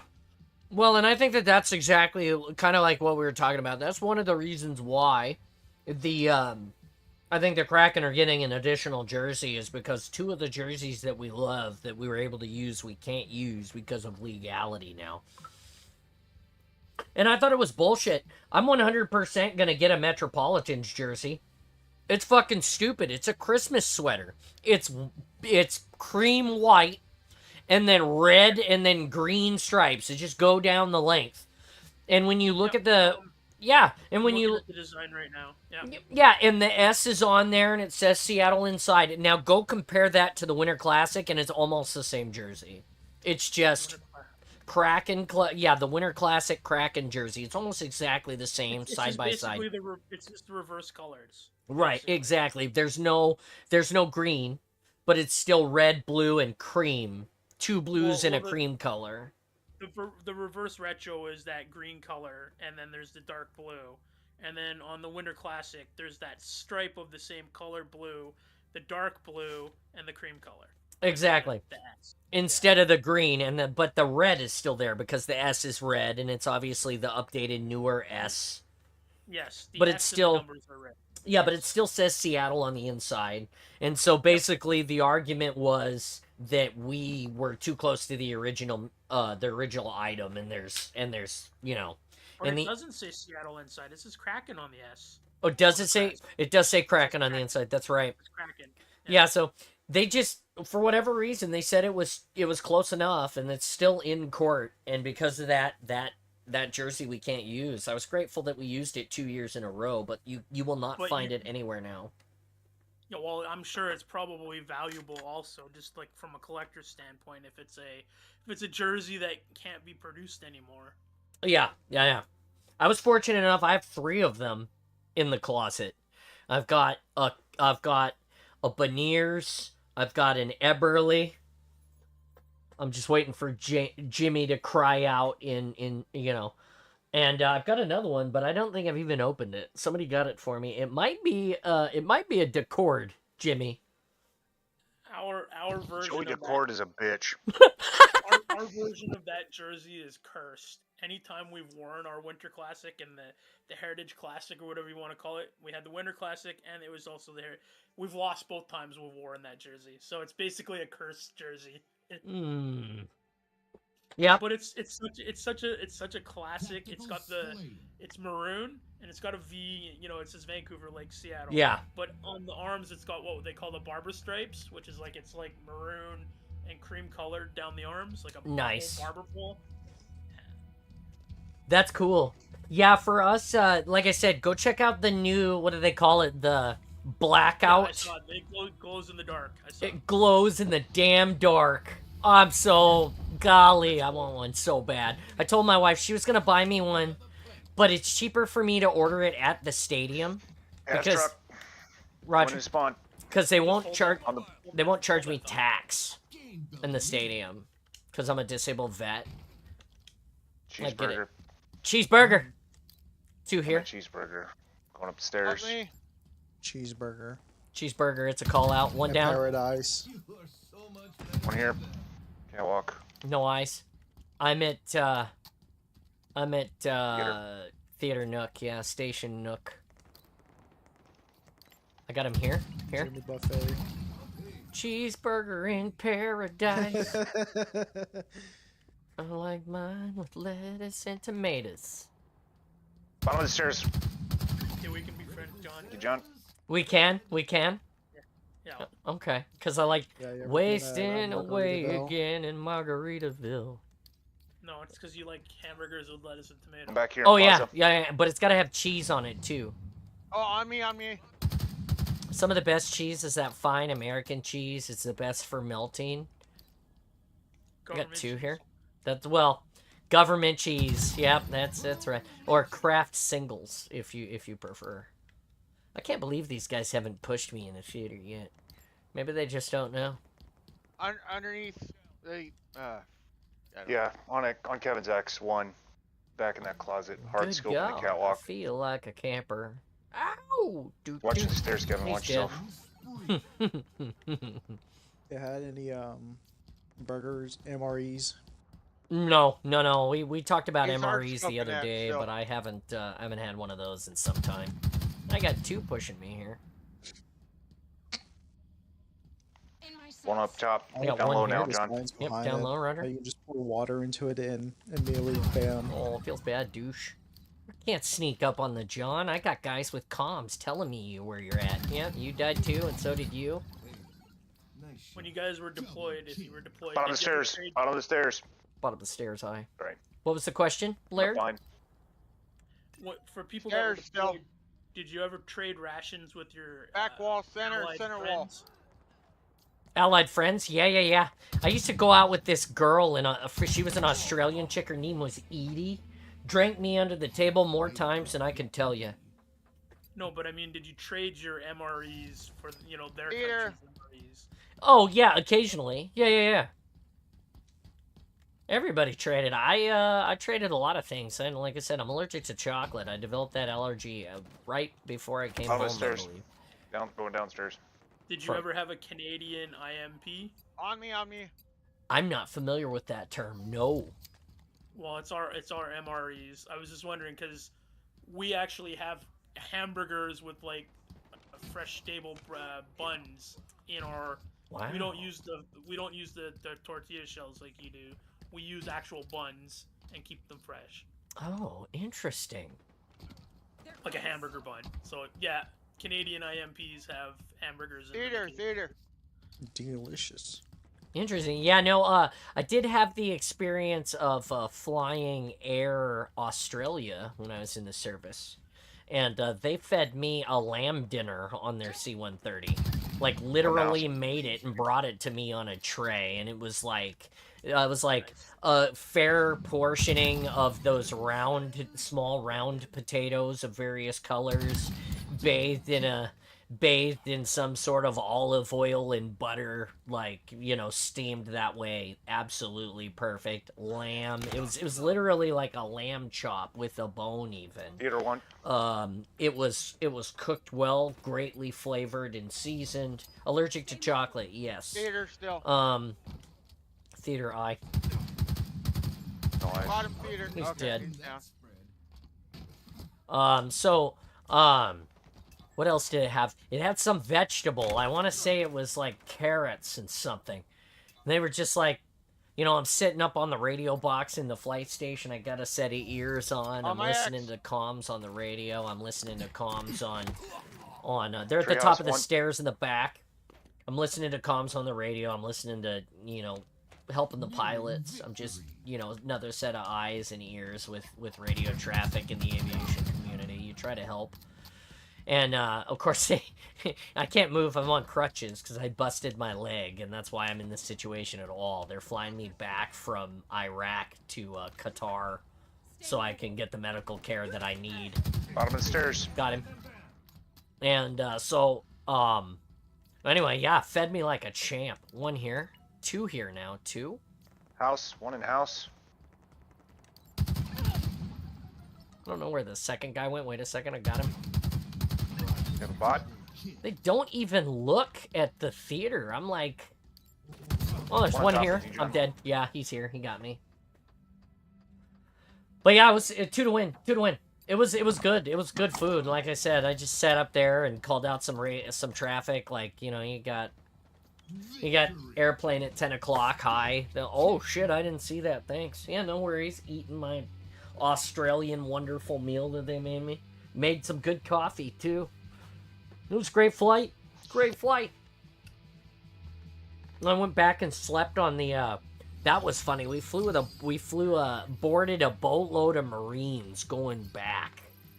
And so they were in the C-130.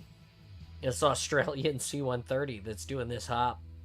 And they're all set up, so they all march on with all their rucks and all their guns and everything, and they sit down, and it's these cargo net. I'll see you later, Nikki. Have a great night. We'll see you. And it's like a cargo net. Dude, I was watching those guys like get sick. Like, you know, the airplane's bobbing and bouncing through weather and stuff, and these guys are in this cargo net seats and they're getting sick. I just went back there and sat down next to one of them after I was full and went to sleep. And those poor guys, like, just man, some people just aren't made to fly, is what I'm gonna say. Poor guys. Hey, we're switching up to social so Kevin doesn't, die from Tax Slayer the whole time. I got room for one more if somebody wants in. But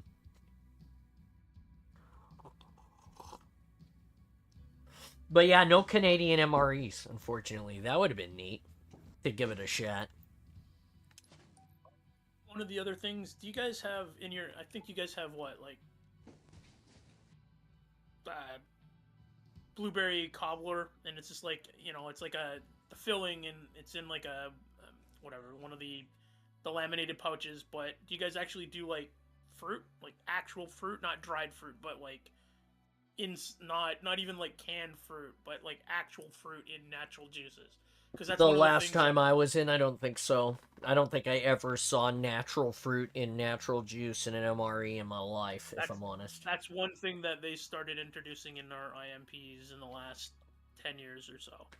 So like more of nothing. Like I'm sure there's still stuff in the menu, but for my reserve time, we had just started getting like actual food.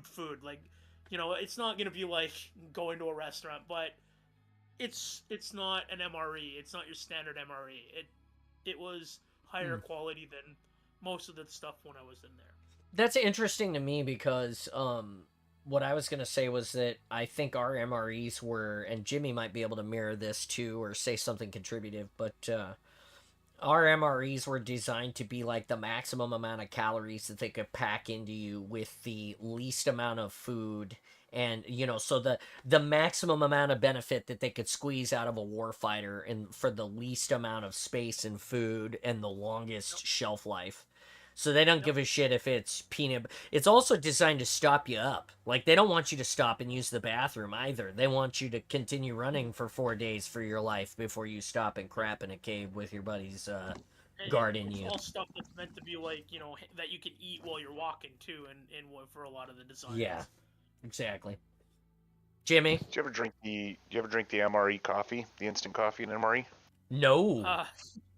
That's why you get stopped up. That's the part of the MRE that is laced. I mean, coffee's a natural diuretic, but they also include other diuretics, like X-Lax, basically powder form inside that coffee packet. And that's what's supposed to balance it out. So the intention was you consume those calories again for the cheapest value for the highest number of calories to keep you going in the least amount of space, and then you would conserve that little packet of coffee until later in the evening and use it to keep you alert, and then it would clean you out. Yeah. Well, there you go. Never learned that part. Yeah, if you don't drink the coffee in your MRE, you're gonna have some stoppage. Did I remember to wear the armor? No. I'm gonna do that for you now, Krampus.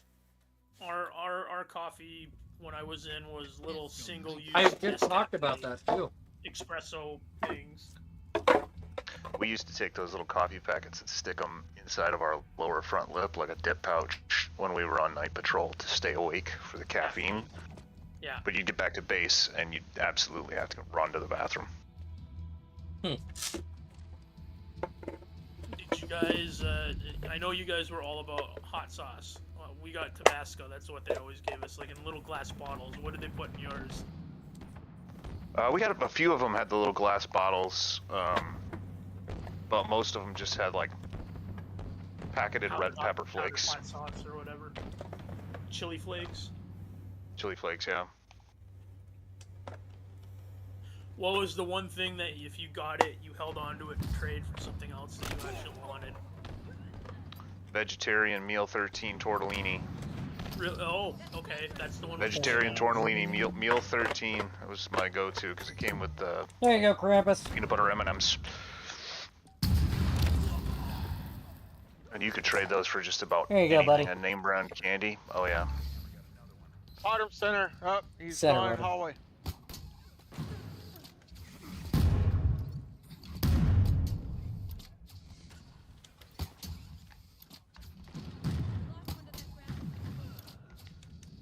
Arthur. Oh. Sniper's next. He's weak back there. Double kill. Oh, I'm going window. Just a jump because I'm stuck.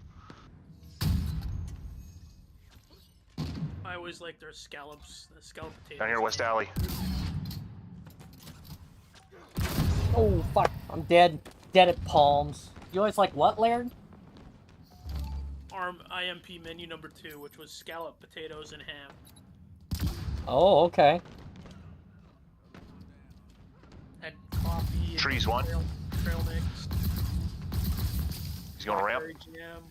Cornbread. He's dead. Cafe 2.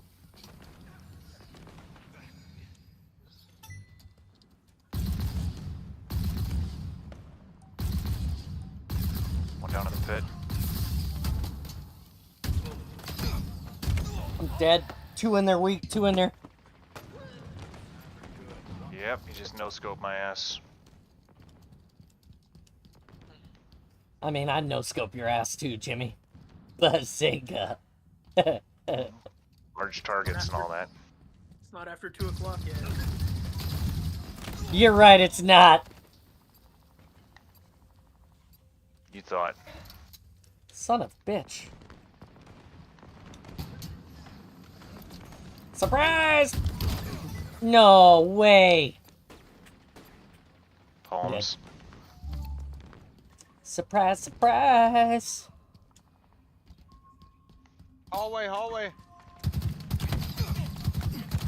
Die. I got pinched. 2 on a bridge. Kevin is carrying.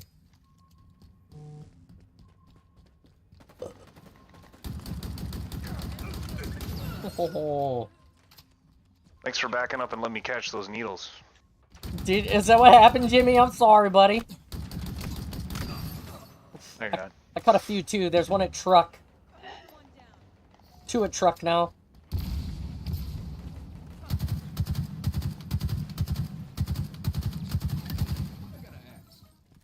Watch that guy. Kevin's fighting him now. He's down. One on me, one on me.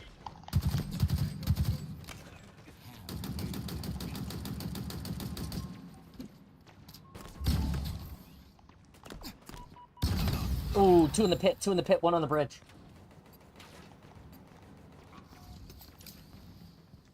A surprise, surprise. Double pushed over here. Don't And forget one on your my walls. 6. Don't forget your walls.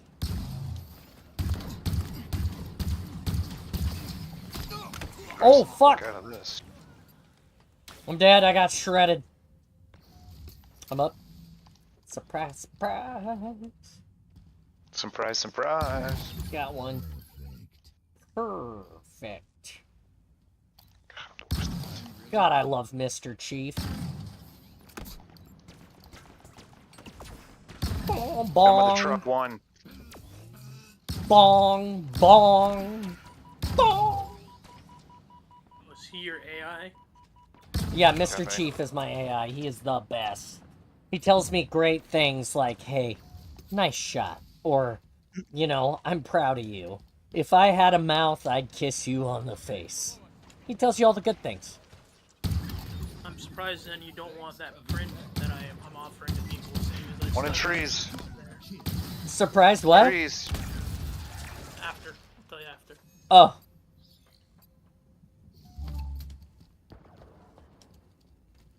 Gotta get. I'm getting shot from somewhere. I have no idea where. Trees, 2 of them. Trees, Roger, on the way. I'm at sniper. Oh shit, two on me, two on me, two on me.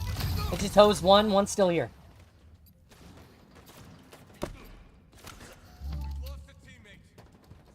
I'm here with you guys. Here with you guys.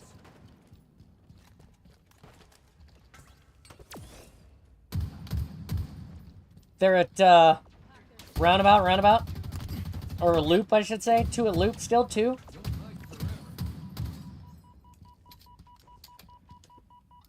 With you, Jimmy.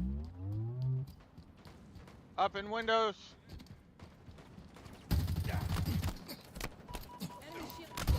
Nice. Still one at trees, one at trees. One here, here. Nice. One at trees, right here. One still, one. Thank you. That was enough for me to reload. Took all them bullets for me. One here. Behind me, Mr. President. Got him. Nearing victory. Still a market. Got two here, two at bridge. Dropping into pit. Three now. One more. Two still in the pit. Two. No eyes. One here. I'm down. One in window above palms. Fighting with Jimmy. He's weak. I'm on the way. You still got one at sniper. One on bridge. One in hall.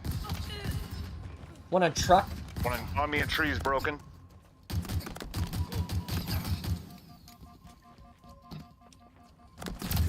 Oh, get Konged, dummy. Trees. Damn, Kevin is still carrying us. Trees, Roger. Two down. So much better than them. Stay together. Stay together, stay with him. Whatever you can do, just stay with him. There's one here. Loop? They're at loop right now? Behind us at trees? Yeah, one at trees? We've lost a teammate.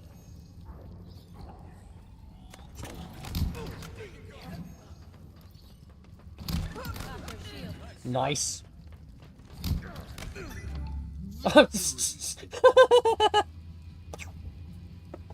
Can't see me. There you go, Krampus. You got a match with the armor on.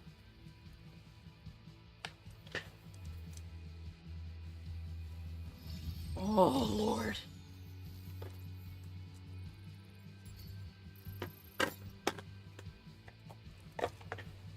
Oh, hold on one second, please.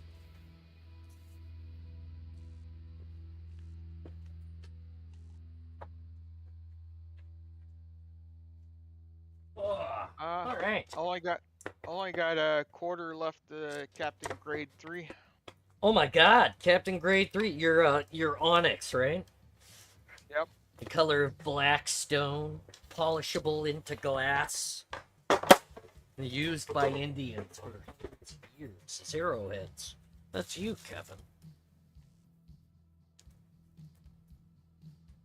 Almost a hero. In another year, possibly.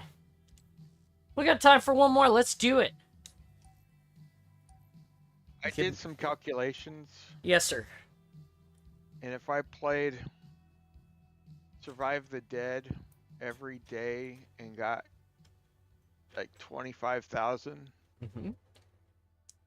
I would have it by Christmas. Yep.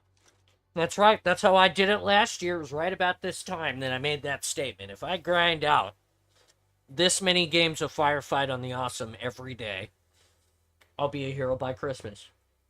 And that's what we did. Survive the Undead is much funner.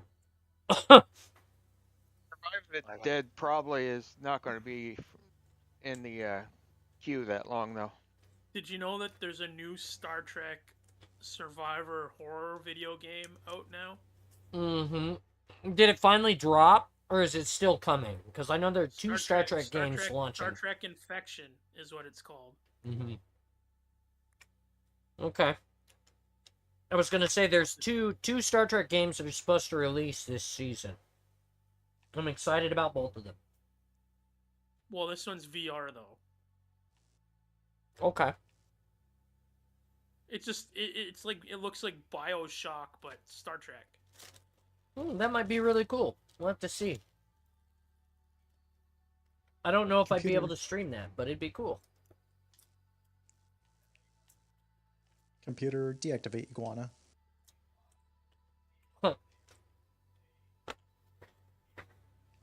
Guano? Why would your computer be making bat droppings? Iguana. Oh.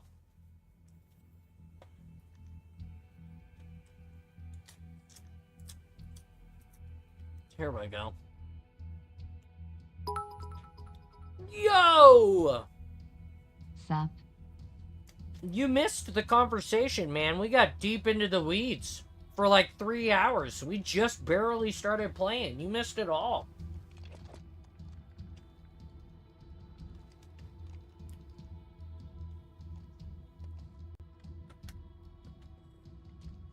But welcome. Oh yeah, no, we talked about a lot of stuff that I think that you would have been interested in having an opinion on. Wow. The great Halo maker. Non-Halo? No, installation Uwu.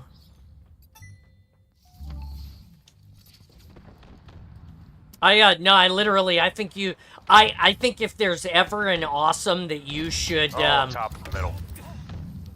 I think if there's ever an awesome that you should go back and watch, this might be the one for the philosophical brain tickle that you'll get out of the conversation that we had for approximately 3 hours. We even talked about ODST drop pods and current technology. We 100% did that. We talked about the some of the science of ODST drop pods and how they would re-enter and not kill you. My little man lives. It was a great. We've had a great day. We've been all over the place, but it was great. That guy feels like I cheat. That guy 100% feels like I cheat. I feel dirty from that actually because he's like, how did that guy kill me? That's bullshit. And he's right. It was bullshit. All of it.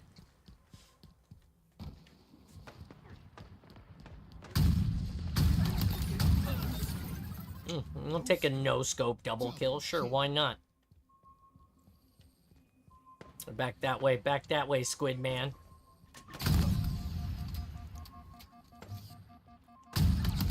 Oh, that was almost a Quigley. Oh my god, that was almost a Quigley. God, that's bullshit. Behind you, Squid Man. He's not on our team. He can't hear shit.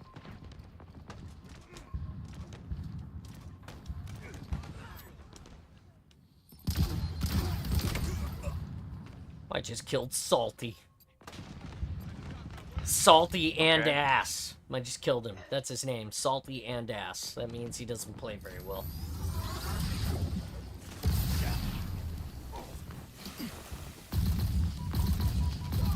Get burned, idiot.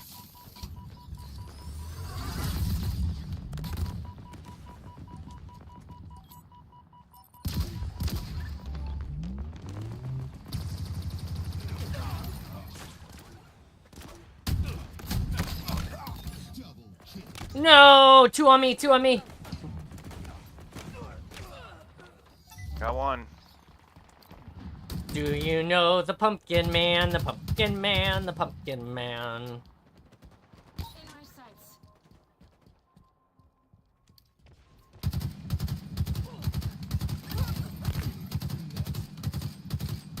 Feels so bad. There's one here. One on You my can't axe. take the BR on with the shotgun and Broken. live? Come on, buddy. I got no eyes. I got two pushing me. One on my axe, one on my axe.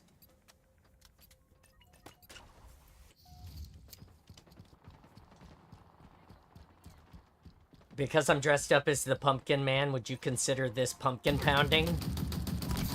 Or would I have to be killing on my axe people broken. that are pumpkins to be pumpkin pounding? Join your ex, Roger.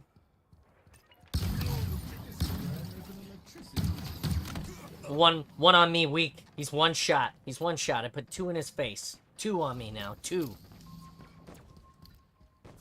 No eyes. He's above me. Oh, that sounds saucy, Kevin. Sounds saucy. 2, 3 on my X. In case you wanted to know where All they were. there, all there, all there. That's what I said. I'm pushing these rat bastards. Getting them. Getting them. Enemy there.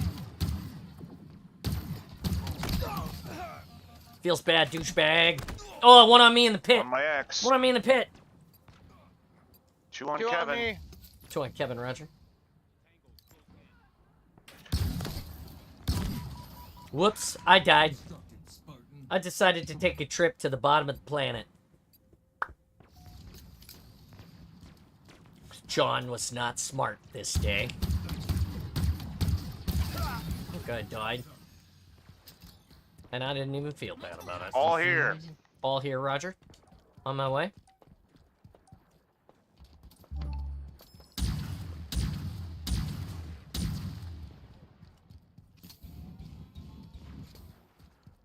On my X, 1.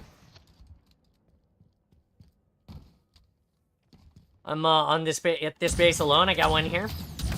They got sentinel beams. He's weak. So do we. We do? Okay. I didn't hadn't switched over to sentinel beam. I just had the heat ray. 2 on my X. One on me. Top center. In the Y. Roger, top center in the Y. I got one at the got 2 here. He's up on platform. Yeah, there you go.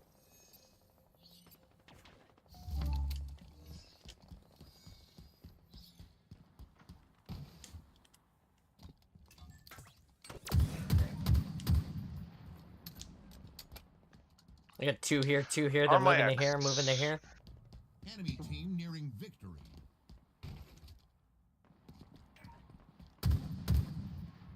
They're running over to portal now.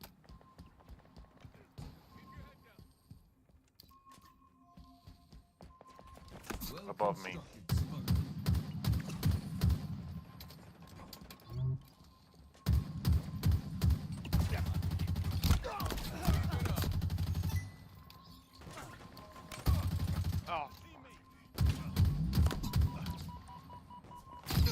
Oh, there is no... I'm down. 2 on me, 2 on me. 1 weak. Oh, that's outstandingly frustrating. One on me, one on me.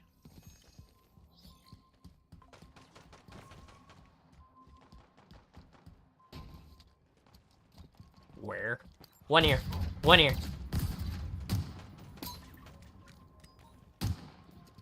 He's here, he's here. Yeah, he is. Yeah, he is. 1 behind us. Okay, 2 behind you. Double kill. Bull true. Yeah, fuck him. That'll go Preston J. Cole on a bicycle. Well, we're all with oddballs now. Here, here, here. Back it out up here, up here. Well, Double kill. stay together, stay together. Our teammates down here alone, squishy. He's attacking alone. He's chasing alone. Enemy there. On the way to you, Jimmy, on the way. That's fine. It's dead. Killing spree. I'm dead. Victory. We still win. Ha ha! Oh, that was that was spicy. I hope they didn't. I hope they don't ban me for that one. It was a moment of excitement that we didn't need. Did you guys see it? I just made everybody #1 twice.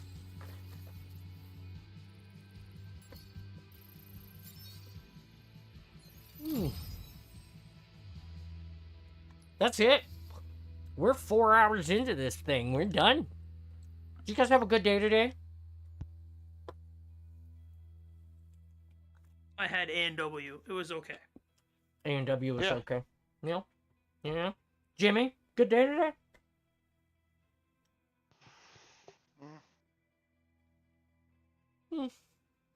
I gotta go get lunch too.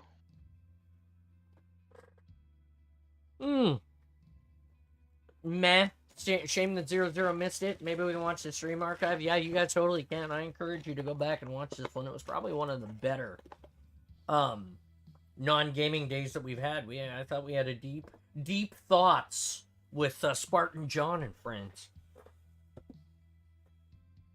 I should make a screen thing that like, so when we shift to those moments, I can like have a banner that comes across, you know, and then at the end we can have the star with the rainbow that says "the more you know" behind it, like, you know. Anyway, that's all I got. Go. In tonight's gaming, hold on, breaking news. In tonight's gaming news, I was banned for life from Halo. Sounds like it's time to become a Battlefield streamer. What happened, Krampus? Were you too salty? But come and tell us about it after the awesome, because we're getting ready to sign off. But that sucks, buddy. We love to have you. Anyway, on that bombshell, I'm Spartan John, and it's been awesome today. Thanks for coming back after the internet skip. We're going to try to get that fixed. I think today sometime they're going to come and change it out, so we'll see. Maybe that's what they did, and I just didn't know about it. I'll be here this afternoon watching the Mariners game back in the awesome, and I hope, you know, I hope you guys come and... Oh, I was almost... That's fair. I hope you guys come and be awesome with me on Tuesday. I have some updates on the walls. We'll talk about baseball. Hopefully the Mariners will advance. If they advance, then I believe that their first game is like... it'd be like Tuesday. We'll be going into like Tuesday or something like that. So, well, hopefully it's good news. For anybody that's a big fan of the awesome and wants to hang out in the Discord, it's unfettered access to all of us. So you can... oh, that's right. You will see me on Sunday morning from 10 Pacific to at least noon on the community game day, because we're replacing the tournament that we had to cancel. Don't forget about that. Krampus hasn't forgotten. Thank you, Krampus, for all of that. I appreciate you. And, yeah. Shit, I almost forgot that. Fuck. For everybody that's coming over for the wall build, I'll see you on Saturday. And, that's it. Again, I'm awesome, you're awesome, be awesome. Stay awesome always. Change it to my face first, huh? So you can see my handsome face. There's my friends. Nope, this is wrong. Here we go. There you go. I'm awesome, you're awesome. Be awesome. Stay awesome. Come and find us in the Spartan space, which is this place right here, and the Discord, where it's always awesome because of you. Here's the heart. Jimmy, what do you got for today, buddy? The capsule has large inflating balls, and then the hatch pops and a dude shoots out. That's what you said. Giant inflatable balls, and a dude pops out. I mean, I guess that's